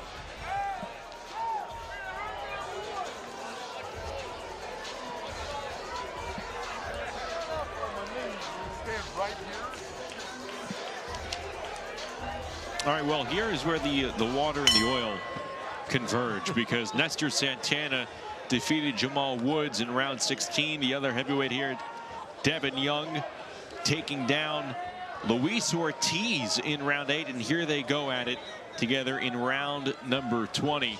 And also with Atlanta now trailing 16-7, Sophia's with one of the leaders for Atlanta, Money Powell. That's right. I'm here with Money Powell now. We're in the later rounds, down several points. What's the game plan? To be completely honest with you, we just have to, just like the coach said, we have to just let it all hang out right now. I mean, there's nothing else to lose. This is the playoffs, so it's either go big or go home. So we just got to put it all on the line. I feel like we're doing that. But, you know, we had a couple split decisions, a couple hard losses, but it is what it is. Now, regardless of the outcome, what do you like that your team is doing tonight? man, I love that the team has just come together and bonded. If you look back at our season, we started out like 0-3, 1-4, but we rallied together. And I mean, you really see the unity right now. The fans, everybody's behind us. Atlanta, one thing for sure, win or lose, we done put ourselves on the map for next season for sure. That's for sure. Thank you. ATL is really showing out. We're going to send it back to you guys. Thanks so much, Sophia. Money's right. I mean, they come out and they support the Atlanta attack here at the Shrine Center. And I'm wondering, Al, have you seen more Atlanta fighters kind of go for broke right now? I mean, it's tough to say because you have Devin Young in the ring. That obviously is there every time he steps in the ring. Yeah, I think we're going to see it in the coming rounds as he's kind of have Santana startled right now. He certainly has him a bloody mess. And could Devin Young stop the show with a little over a minute to go? Santana pretty flustered. Young and his punches continue to crack a bloody Nestor Santana. Young has nothing but 4 points on the mind. Less than a minute to go. A stoppage could get things for Atlanta a bit brighter. And as Santana eats a big right hand from Devin Young. Young has kept his composure by not smothering his punches and staying at range to land big rights, but Santana has stayed upright. Atlanta with Devin Young and his power. If a stoppage comes down, they could be within 5 points with 4 rounds to go. Look at the carnage covering Nestor Santana. He is bloodied up. His hands are so low, and yet he's coming forward, Santana. He's showing a lot of grit and toughness, especially with that awful cut. It was a literal bloodbath in the ring for round number 20. Nestor Santana with a brutal cut on the left side of his face, but he stands up and remains on his feet. And this will go to the judges' scorecards. Well, you see Santana, isn't that interesting? In the midst of all this, he lands a big right, but Devin Young's power just had him in all kinds of trouble. He had that cut, and Young landing combinations and a lot of really good straight right hands, but mixing in the hooks and everything else. And he had Santana in so much trouble with over a minute left to go in the round, but just couldn't close the deal. Ladies and gentlemen, the winner of round 20 by way of unanimous decision from the Atlanta Tag, Devin Young.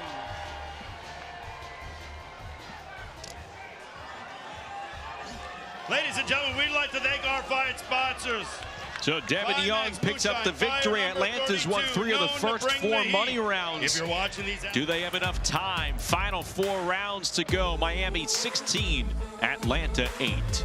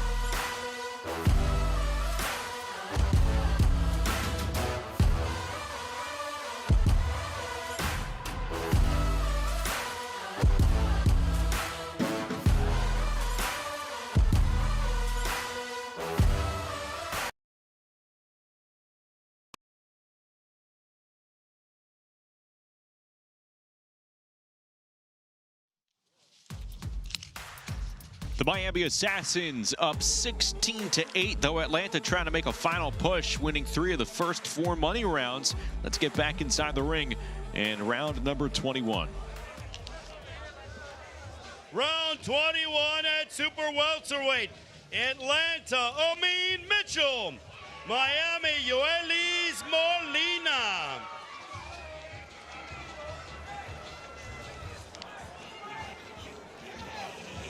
We heard Molina talk with Sophia earlier following his victory over Amin Mitchell in round number 6. He's going to try and go 2 for 2 right here at 154 pounds. It was interesting. He said a little more power from Mitchell in that first encounter than he had seen in his other matches against Mitchell, which he had carved out a 2-to-1 advantage over Mitchell. Now he's 3-1 against him.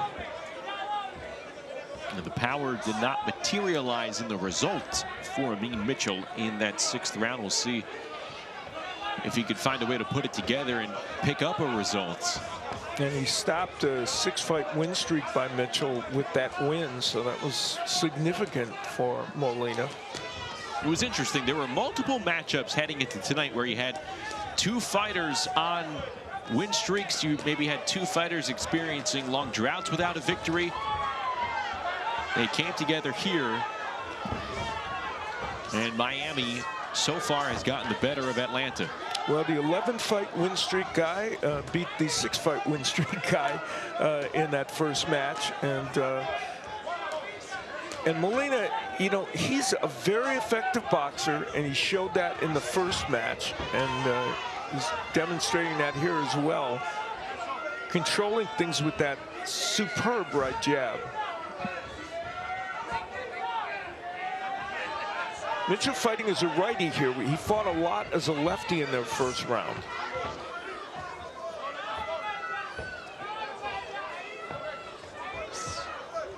Here he is in the orthodox stance, like Al mentioned.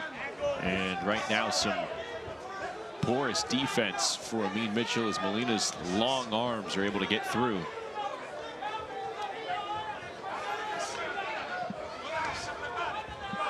Molina's only lost is to Mitchell and to Darian Castro, who, of course, we're going to see in the playoffs this weekend. That'll be coming up on Sunday.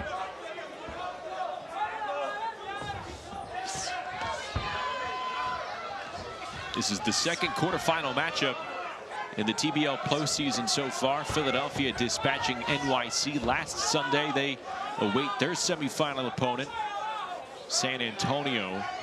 And Phoenix will go at it. And both Miami and Philadelphia going into matches where they certainly were favored, and both, as far as we can see so far anyway, handling business pretty well. And of course, they got a 4-point benefit from the walkover earlier in the evening with Claudio Moreira getting a win. But beyond that, also, they've done a good job here in Miami. And let's not forget, last weekend, Philadelphia's Jesse Hart, he said the optimal matchup for Philadelphia would be going up against Miami. They want to test themselves. They want to see if Miami is as good as they claim to be.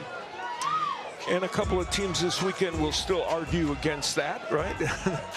As we get the rest of our quarterfinal matchups. But right now, Miami and Philly certainly seem like they're very high in the heap here, and what Miami's done tonight demonstrates that.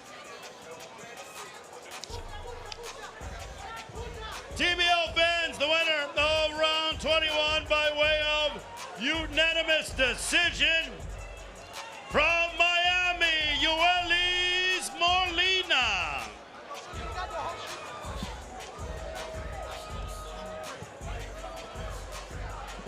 Round 22 at bantamweight, Atlanta High 90 Tuitupu, Miami Taylor Robertson.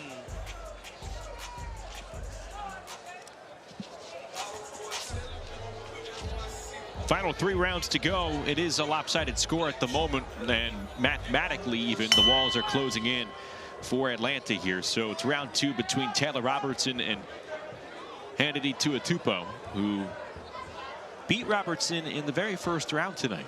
Yeah, and that match was kind of what we expected. You know, 2 women doing a pretty good job. Tuitupu really, I think, just was a more accurate puncher, and you see how well she's done. Oh, that's a knockdown, Al. Oh, my. We didn't see it from our camera angle, but the glove of Robertson touched the floor.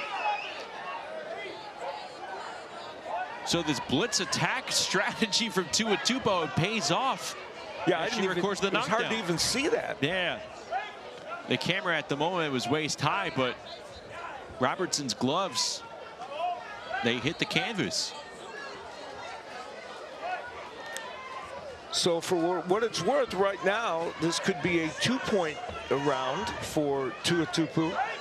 I don't know that she had Robertson hurt, so it's maybe a stretch to suggest she's going for 4, but she'd like to try that. Well, you heard Money Powell say that his team is going for broke here. They're not holding back. Obviously, win or go home. Tuatupu has that spear in her fists here in the 22nd round. And she's an aggressive fighter in any case. Not a monstrous puncher, but she's able to get that. And, of course, Devin Young was desperately trying to get a knockdown or a knockout against Nestor Santana. And if that had happened, how different would this look right now with a 2-point win by a potential win by Atlanta? This style forcing someone like Taylor Robertson to fight a more aggressive battle. Yeah, and she's throwing a right. She threw a couple of nice right hands in there, which she landed in their first fight. Clash of heads. Tuatupu kind of rushing in with her head. Want to be mindful of that.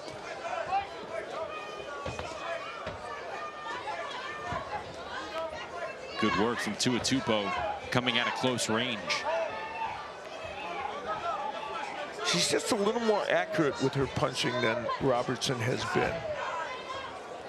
Robertson's been active in this round, and a couple of times Robertson's hit on the break, which could have cost her points. And she connected coming out of the clinch. 30 seconds to go in an entertaining 22nd round. Good exchange. Robertson may have gotten the better there of Tuatupu. Good right hand by Robertson, and that may have stunned Tuatupu for a moment. It certainly slowed her down out.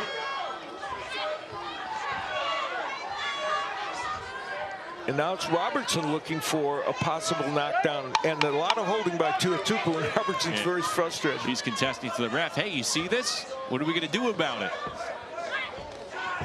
Well, this is a good second half rally from Taylor Robertson. As the round comes to a close. You can argue that if Taylor Robertson had a little bit more time, she might have gotten her own knockdown. Now here's where a left hand kind of grazed the head, but her glove did touch there. And we'll see it again. Hard to tell if anything really landed there, so might have been a little bit of a break for Atlanta, but Robertson came back and really hurt Tuatupu in the last part of the round. This would be a tough way to lose 2 points for Robertson, because she did a lot of quality work in that round.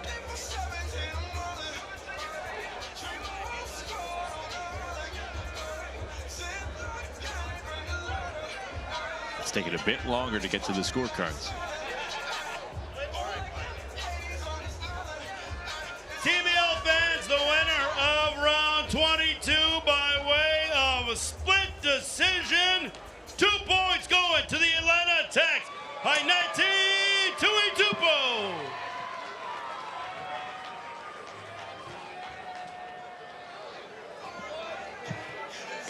You saw the frustration on the face of Taylor Our Robertson. penultimate money round will be in the heavyweight division.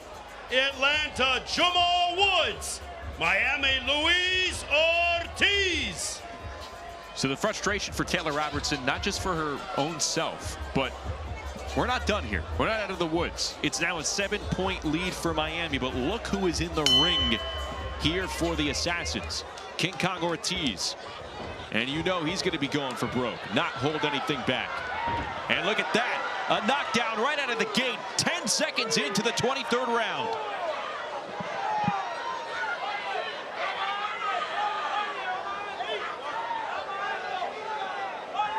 Jamal Woods does not look like he's long for the full 3 minutes. Woods had been hurt by Devin Young, and now in his second round, he's in big trouble. And if you're in trouble against Ortiz, he will finish. We could be on the verge of a box office finish between Atlanta and Miami if King Kong Ortiz can pick up 4 points here in round 23. He is sizing him up, looking to put him on a tee, and then swing away. Luis Ortiz, the 47-year-old Cuban southpaw, trying to close this show here for Miami. And it's already a 2-point round, but with 2 minutes almost left, it's hard to imagine Woods surviving this, and he does. He waves it off, and that's going to do it. Ortiz plays the role of closer for the Miami Assassins. Woods in disbelief, but he wasn't active. No, he was taking a lot of punches by Luis Ortiz, and so in the night in which Luis Ortiz ended up not doing well in his first fight against Devin Young, though he had a couple of good moments, his power shone through here, and right from the get-go, he had Woods in trouble. A couple of body shots, and it was the body shots that really hurt Woods, I think, and sent him down for the most part. And then he kept up the assault to both the body and the head, and boy, those body shots were just really, well, that was the stoppage, or the knockout again. And here's the stoppage where Ortiz is going to town, and the referee just said, no, I've seen enough. Woods protesting, but he had been in trouble. And that proverbially will be enough for the Atlanta attack in 2026. So King Kong Ortiz's victory here ensures Miami of a victory in the match and a trip to the semifinals. Ladies and gentlemen, the corner of Atlanta steps in to wave off the bout. Your winner by TKO at 1 minute 7 seconds of the 23rd round. 4 points going to the Miami Assassins, Luis Ortiz. So Sam Arnold stopping this for Atlanta and for Jamal Woods. This is the interaction between the two. Between the coach and the pupil.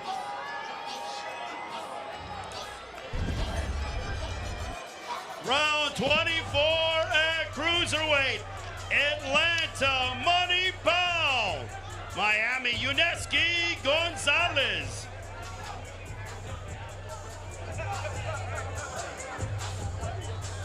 Such a difficult, delicate balance for Sam Arnold in that position. You obviously know what's at stake. This season hangs in the balance right there, and Jamal Woods wants to go out on his shield, but he was getting punished, not really throwing anything back. Yeah, and Woods a veteran of the sport. When he's in that much trouble, he's a 36-year-old who has survived a lot of times outside of TBL in fights, but was in trouble there, and Arnold doing probably the right thing. So this is the 24th and final round. It'll be window dressing at this point because Miami has clinched a victory here in the quarterfinals, and the TBL #2 seed will be moving on. So from a pride standpoint, Yunieski Gonzalez could even up his series with Money Powell at 3-3 if he was to win this. So that would give him some extra satisfaction.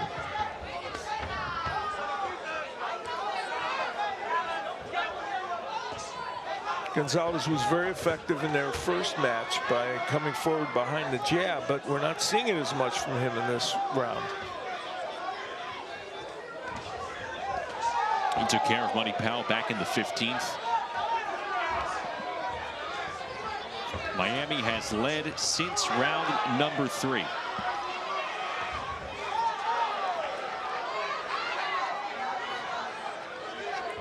They are exchanging fascinating looks here in this round. Two veterans who have been in the ring with each other a number of times, and right now they know the issue is not in doubt, and they're showing an interesting sense of humor. Hey, several Atlanta fighters were polled, asked who's the funniest fighter on this team, and the overwhelming majority picked Money Powell. Yeah, he's a fascinating personality on every level. Lived part of his life in Europe, and he is just an intriguing, eclectic guy.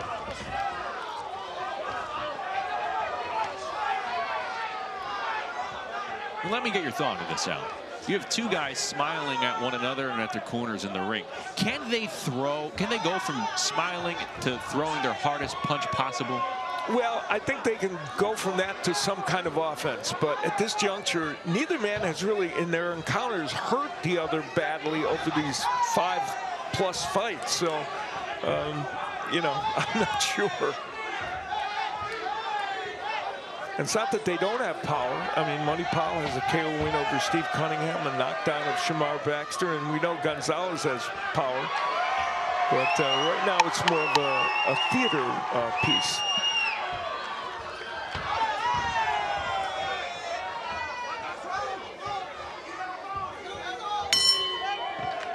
Sound of the final bell. 24 rounds in the books. And so is this quarterfinal matchup.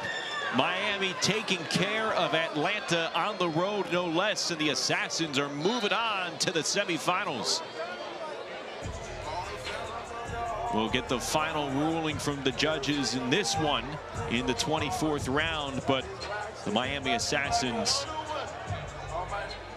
have beaten Atlanta for a third time in 2026. It's a happy corral, and they hope they can get one more win out of this.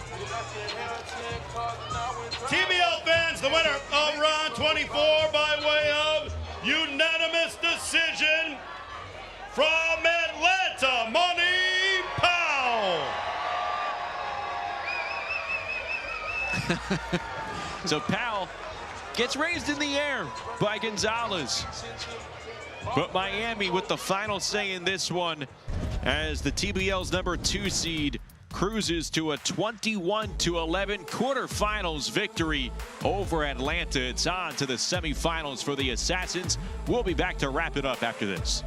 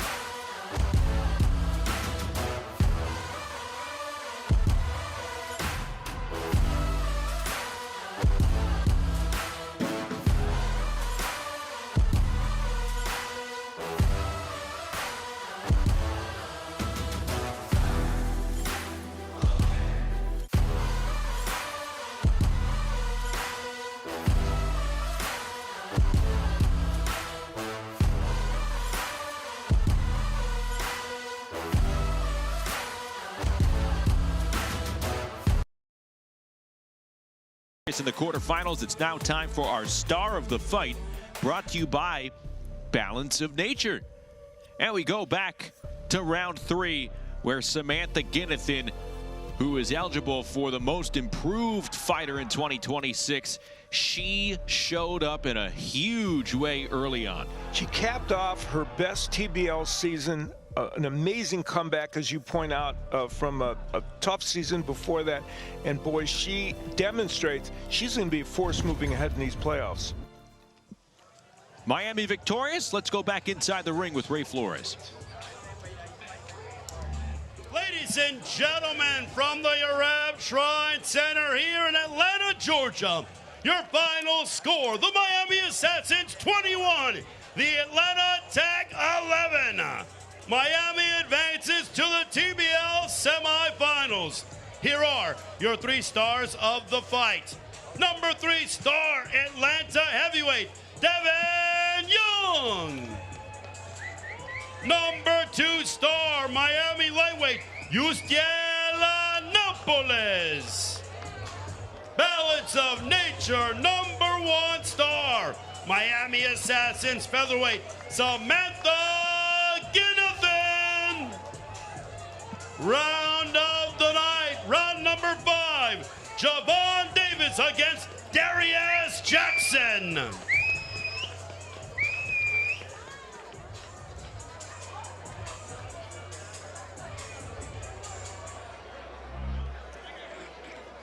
Coach Caicedo, we spoke earlier on in the night, and you said Atlanta always brings the best fights, tough fights.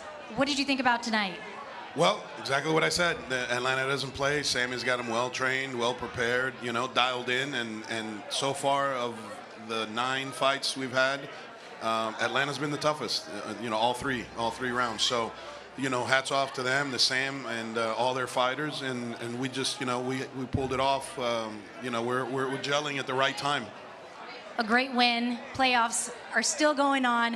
What do you tell the team after a great win, but reminding them that they have to stay focused on the mega brawl at the end of it? Well, I mean, I think that's what it is. You know, stay focused. This is the beginning of the 3, right? So it's not like we're moving on, and the next one we're the champs. We still got to get past whoever wins in their fights, and then perform in the finals. So yeah, stay focused. You know, take a couple days off, but then right back to work. Congrats, Coach. Yosdiel, you've had an amazing run this season, not only in the playoffs, but in the regular season, and now carrying that on now. Do you think, what type of statement do you think you and your team made tonight? Has tenido éxito toda la temporada, desde el inicio hasta ahorita en los playoffs. ¿Qué tipo de declaración crees que hiciste tú y tu equipo hoy? No, primero que todo, quiero darle gracias a Dios, gracias a TBL, gracias al equipo Assassin de Miami. Y nada, solo este año estuvimos bien enfocados en el gimnasio, trabajando súper duro y seguimos al 100. Yo sé que puedo dar mucho más de lo que estoy dando ahora. No me siento al 100% de mis capacidades, ¿sabes? Estoy como un 60, un 70, sé que puedo hacer más de lo que estoy haciendo. Y nada, seguimos con la mente enfocada y para adelante hasta que se acabe la temporada. Voy a seguir dando lo mejor de mí arriba del ring. First off, I want to thank God. I want to thank TBL. I want to thank the Miami team. I think we did great tonight. I still don't feel I was 100%, but playoffs are still going on, and we got to keep going. Gracias, Yosdiel. Samantha, you started the night off for us. We already got to chat. How important was it for you to make sure that you guys got a head start early on? Oh, it was really important. I mean, we're in Atlanta, fighting Atlanta. They come with the crowd. They cheer on their team, and that's kind of influential to the judges at time, I think. So it's really important to be dominant. I dropped in the weight class to 130. I used to be at 140, so I think it's really important for me to be dominant in this weight class. I wanted a stoppage, but you know what? It'll come. Any challenges that you faced having to do that weight change? Oh yeah, totally. I love food. I love pizza. I love tacos. I love all kinds of food. But I have to be disciplined. I have to make sure that I make these weights, and then I can put on performances. So yeah, it's challenging, but it's doable. And you love balance of nature. Now, congrats on the win. How do you make sure that you and the team stay focused ahead of the big playoffs that are still going on for you guys? We just have to make sure that we're in the gym, we're practicing as we should, and then we're taking it one round at a time, one event at a time. We don't look too far forward. We just stay in the moment. Congrats, Samantha. We're going to send it back to you guys. Thanks so much, Sophia. So Samantha Ginathan saying that the Miami Assassins, they stay in the moment. She's not the only source who kind of displays that groundedness. It comes from the top. The head coach, you heard Yosdale Napolis say he didn't feel like he was exactly 100%. Bottom line, this feels like a Miami team that believes they have more to give as we move along in the postseason. Yeah, I thought that was a telling comment by Napolis. And, you know, Herman Caicedo is the kind of coach that kind of breeds this stability. You can feel it in everything he does. And I think the fact that they're saying things like we can be better after a performance like this is really a sign, a good sign for them. Well, Samantha Ginnethan was the #1 star of the fight. Let's show you why as we take you through some of the big-time highlights. Starting in the launch rounds, round number 3, Ginnethan going up against Jennifer Clausius, and right out of the gate, she bloodied up her opponent. This 35-year-old who began boxing at 32 shows how she has progressed and caps off, doesn't cap it off because she continues a great season for her. And she picked up extra points in that moment for Miami. Now, with Miami ahead 7-1, Javon Davis tried to answer back here against Darius Jackson. This was a close round, a very entertaining round. It was the right hand of Jackson going up against the left hand of Davis, and it was the TBL veteran in Davis who was able to outlast Jackson, pick up a unanimous decision win in that moment, and Atlanta answered back. They did trail 8-4 going into the middle rounds, and here in round number 8, before we get to the middle rounds, this was an entertaining heavyweight bout. Yeah, Devin Young stunning Luis Ortiz, but then at the end of the round getting hurt himself. But Devin Young had done enough in between all those two power punches to get the win and help Atlanta. And again, that made it 8-4 Miami through the launch rounds. Here in round 11, one of the top pound-for-pound fighters going into the ring, Ariel Davis. But we see the toughness from Sofia Veretti. Well, Ariel Davis would end this evening still undefeated against Sofia Veretti and undefeated all season. And then in round number 16, a chance to go up by 10 points. Nestor Santana did not waste the chance to go over the top rope, and he did some damage against Jamal Woods here. Seemingly had him on the ropes, not physically, but spiritually. And Santana picks up the unanimous decision win to put Miami up 15-5 at that point. Then we moved on to the money rounds, and we saw Santana again here in round number 20. Well, a very different outcome for Santana. Devin Young, who had Ortiz in some trouble, certainly had Santana in trouble, opening up a terrible cut and coming dangerously close to a knockdown or a stoppage. Devin Young would get a second straight win tonight. So Miami seemingly in control following around 22, where Hannity Tuatupo scored extra points for Atlanta. The door wasn't slammed shut yet. That is until King Kong got into the ring, and he just broke down Jamal Woods to the point in which Sam Arnold, the Atlanta head coach, threw in the towel here, and Woods would have his night stopped prematurely. So a 4-point swing for Ortiz that shut the door mathematically on this head-to-head matchup, and it put Miami into the semifinals. So here on the season, Miami faces Atlanta 3 times. They pick up 3 wins, and the number 2 seed flexing its muscles, but also showing the discipline in their words, not just their performance. I think that could prove to be beneficial down the road here in the postseason. Absolutely, and what we saw from this team was their depth. I mean, right up and down the lineup, this team has somebody that can produce an excellent performance, either through power or through very slick boxing like Molina and Ruiz and a number of other fighters. Then also, when the rubber meets the road, when it becomes crunch time, your big-time fighters who supplied a lot of success and results within the regular season, it carried over seamlessly here. I mean, going down the line, Ginnethan, Napolis, Ruiz, all these fighters who we talked about who have double-digit win totals, they also showed that they were for real when it mattered even more in the playoffs. Yeah, and even though Napoli suggested that he thought he could improve from it, what we saw from him tonight was both punching and boxing in both his fights. And I think it kind of demonstrated, even on a night where he doesn't think he did his best work, he comes away with wins. So Miami with the convincing victory to eliminate Atlanta and move on to the semifinals. We have 2 quarterfinal matchups in the books, 2 more to go. Coming up on August 1st, Team Boxing League will head to Philadelphia AC Bryant III, San Antonio Snipers will take on Sonny Gutierrez in the Phoenix Fury. That is coming up tomorrow, August the 1st at 7 Eastern. Then Sunday, August 2nd, we head to sunny California, Thunder Studios. The Las Vegas Hustle take on Erica Sanchez, and the Los Angeles Elite. That's coming up at 10 Eastern, 7 Pacific. So the action does not stop this weekend. And by the end of it, we are going to have our semifinal matchups. Right now, Miami in line to take on the winner of Las Vegas and Los Angeles, which should be very entertaining. Quick note on that one coming up. That one is one that I think we've all looked forward to in the quarterfinals. It's going to be a good one. All right, Miami coming away with the victory in its postseason opener. 21-11, the final. They move on to the semifinals, and they await the winner in their quarterfinal matchup with Los Angeles and Las Vegas. For Al Bernstein, for Sofia Gutierrez, our entire Team Boxing League crew, I'm Justin Shackle. We'll talk to you tomorrow as the quarterfinals roll on.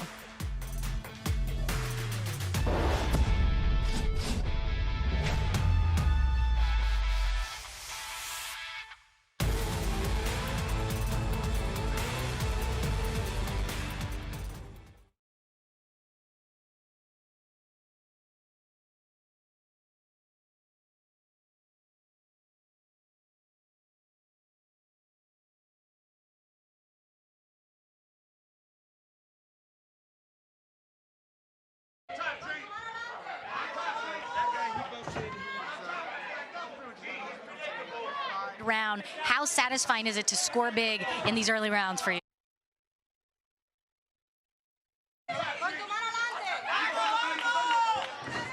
That's right, Samantha, an incredible performance in that third round. How satisfying is it to score big in these early rounds for you? I mean, it's very satisfying, but I'm a little bit sad I didn't get the finish. She kept ducking under my left hand. I probably should have adjusted and gave it an uppercut or set up with my lead hand. So, but that's the beauty of these rounds. You get so much information, you get so much content to get better. So yeah, I really enjoy it. Thanks, Samantha. Back to you guys.